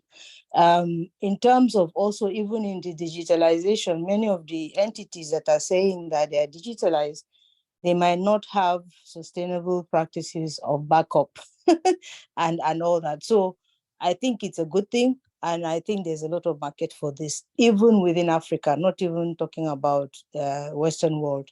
And the other side is that even in the West, some of the parts of Europe, they're really behind in terms of digitalization. Many are still manual processes and all that. But COVID has caused a disruption, and this is a very good time. The other aspect is to suggest for IIM to participate and collaborate with other professional associations that are covering things like this. For instance, those who are into ISO certifications, standards, governance issues, and all that. They all need this process. So I just thought I should add to that. Thank you very much. Thank you very much, Dr. Lucy. In fact, I must use this opportunity to announce you. You're facilitating our monthly webinar this coming week, and we look forward to having you. Thank you very much. I look forward to. I look forward. Thank you. Mr. Tonubari, please kindly unmute and ask your question or comments, please. Good day, everyone. I'm Tonubari. I'm Mrs. Tonubari Apere. I actually studied information system and software engineering, but I've never really looked at having a career in information system. But with this conference or webinar, whatever we want to call it. I want to ask a question. I work in a school system. I work in a school. I want to know, how can I bring in data control into the school system? Thank you very much. Thank you very much for that question. Mr. Mojo, are you there to respond, or you want me to respond? Okay, if you are not there, if you're no longer there, I can quickly respond to that. It is very easy, it is very simple. From what I mentioned in the course of my presentation, all you need to do is take a look at, all the processes and activities that happen within your organization. Then you can document them. There's something we call, okay, a lot of people got to know about algorithm in this era of social media, but those days, when we talk about algorithm, we're actually talking about, trying to solve problems. So you need to develop what we call algorithm, which means step-by-step method of, solving problems. If you decide to embark on such an initiative, what you need to do is to document all the manual processes in your organization and try to see how you can break them down into chunks of activities. Then you can develop a workflow of those activities. By the time you're able to achieve that, then you can transcribe it into digital. That is how you can actually digitally transform what is going on in your organization. And I think it's not something you can just do all alone like that. You need to get, approval from your management. You need to get their buy-in. You need to be able to convince them and let them see the value, that you're actually bringing to the table. So maybe we can take this offline. You can reach out to us if you need any help in that area. We have lots and lots of professionals within the IIM platform that can help you. A lot of them that would even help you free of charge. So I hope that answers your question. I can see some of our executive council members are online. Mr. Anago, how are you? I hope you're fine. I saw Princess online earlier on. I'm there. I'm here, sir. I'm here. Okay. Princess All right. Tualade is here, sir. Okay, ma. Let's take the last question, then we can hear from the executive council here present. Mr. Atai, I can see you are still raising your hands up. Do you still require any further clarification? Please go ahead. Well, I just want to say I appreciate what you guys are doing on this forum. But fundamentally, we are in an era of digital transformation, and so we need to integrate any subject of interest and build it around the possibility and the impact of digital transformation on what we're doing. I'm currently writing a book on emerging workforce and workplaces. So I drill down a little bit on subject of different disciplines and their impacts future today and where they were 5 years ago. So that's all I can just add up to that. But on the whole, it's pretty much a very interesting program to be part of. And going forward, I'll provide my time to always share and contribute. Thank you very much. Thank you very much, Mr. Atai. We can't wait to have you on board as an accredited member of our institute. It's long. I think it is long overdue. I know. Yeah. All right. Can we have the Vice President? She has been here since the beginning of this program. I would like to acknowledge and also appreciate your presence here, please. You have the floor. Okay. Greetings, everyone. Can you hear me? Loud and clear. Okay. As the president introduced, I am Princess Tiwalade Fakunda, the Vice President of the Institute of Information Management Africa.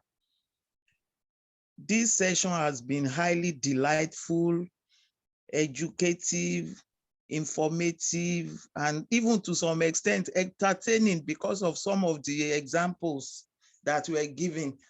It was able to enlighten us the more. And I must start by thanking the president, the team, including me, for this job well done. It has been a great job, and we have all learned a lot, and we have also increased our knowledge on some other forms that we didn't know. So I would like to thank everybody present, and want to also still key into what the president said, that those of us that are not members present, you can see that the importance of being a member of this great institute cannot be overemphasized. I'm a living testimony. When I became a member, my life changed. I was able to rediscover myself, and today, sky is no longer the beginning for me. The sky is no longer the end for me, but the starting point. And I know what I have learned. So many things I didn't know, I'm now able to do so many things I couldn't do. And by rediscovering myself, I didn't know I have so much potential like this. And I thank God, thank the great institute that was established by Ambassador Dr. Oyedokun and the team.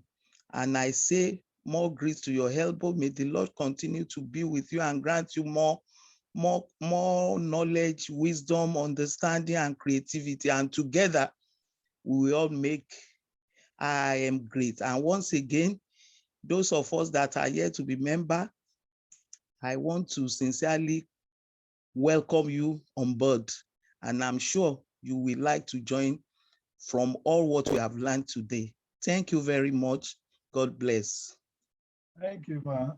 Mr. Nago, are you still there? Yes, I'm here, sir. Please, can you hear me?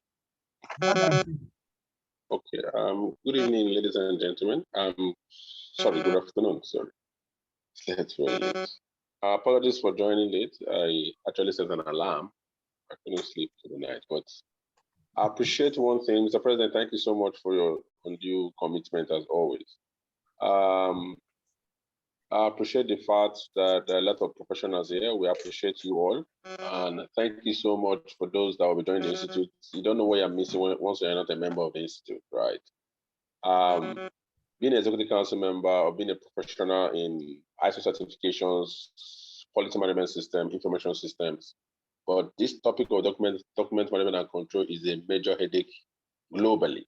Somebody said that and I agree to that, right? So I encourage us all to register for the bootcamp. We have a lot of bootcamp coming up, and the bootcamp is something that will be an eye opener, because for those of us that believe that when you are walking into the latest norm now in the industry, which is on privacy and data protection, if you don't understand how to control the records and the document for your privacy and data protection, then you have a problem. So I think it's something we need to communicate across. We need to encourage new members to join the Institute. And we appreciate, we have about 75 people that connected to this program this morning. And that was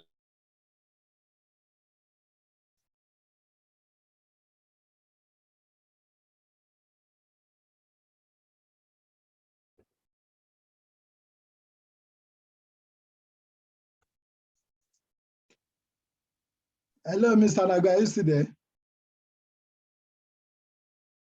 It's like it's no longer there.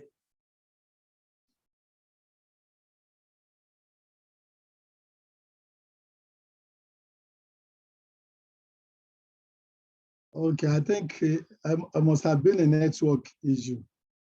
Yes. Okay. Okay, I think that's about all. I want to hand over back to the training department. We're supposed to be having a group photograph. So if you like to show your face, kindly, if you like to show your face, kindly activate your camera. Let's quickly do that before the training department will round up. Just activate your camera. Let's have a good photograph. Although a good number of people are already out of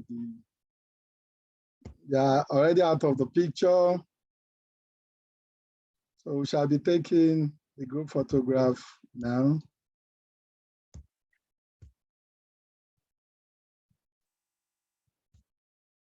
So I'm taking the group photograph now. Mr. Nago, are you back? I don't think he's back yet. Network can be funny at times, you know.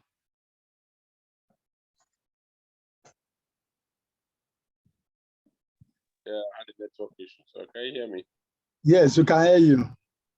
The network went, I don't know how. Let's activate our mic. We're taking the pictures simultaneously. Why you can go ahead with your comments. Okay. So I said I appreciate all the members, the professionals that joined us today, and the training department. Well done for job well done for that contribution and for the level of experience you guys have shown. I appreciate our members outside the country that joined us. Appreciate those that come up with pain points, and that we're always there to assist you. And it is the duty of the institute to always try to develop standards and frameworks to assist the government, not only in Nigeria. And one thing we need to appreciate, the institute is not just an institute that is based out in Africa. We actually move from Nigeria to all over the world. And setting standards, we appreciate that all professionals in the field of record information management and document control should be part of this institute and promote the institute globally. Having said that, I'm the executive council member in charge of PR and sponsorship. So if you are trying to work with the institute, anything like sponsorship, sponsor programs, sponsor our boot camp. For those of us that are writing books, if you need us to author most of your books, because of our experience, we are there to assist you. Thank you so much, Mr. Chairman. Thank you for this program. Thank you, Mrs. Program Vice President. Thank you, sir. Thank you, everyone that joined us today. And, President. have a wonderful day. Thanks. Thank you, Mr. Thank you, my Nago. president. Thank you, my president. Thank you, everyone. It's really a pleasure having you here. We hope that you are all. Thank you, everyone. Thank you, sir. Thank you, Dr. Lucy. Thank you. Thank you so much, sir. Thank you so We really much. appreciate you, sir. Thank you very much. Thank We you. God appreciate bless you, Need you. to our appreciate. Thank you. Thank you, everyone. Thank you. Thank you, everyone. Thank you so much, Doc. I'm going to be Bye. dropping the link, the slide link on the Telegram group. So if you're on the Telegram group, you have access to it in the next 24 hours. Okay, thank you. Yes. All right. Okay. Have a good day, everyone. Yes, Happy bye. holiday. Bye, Thank you. everyone. Bye-bye. Thank you, everyone. Thanks so much. Thank you. Have a great day.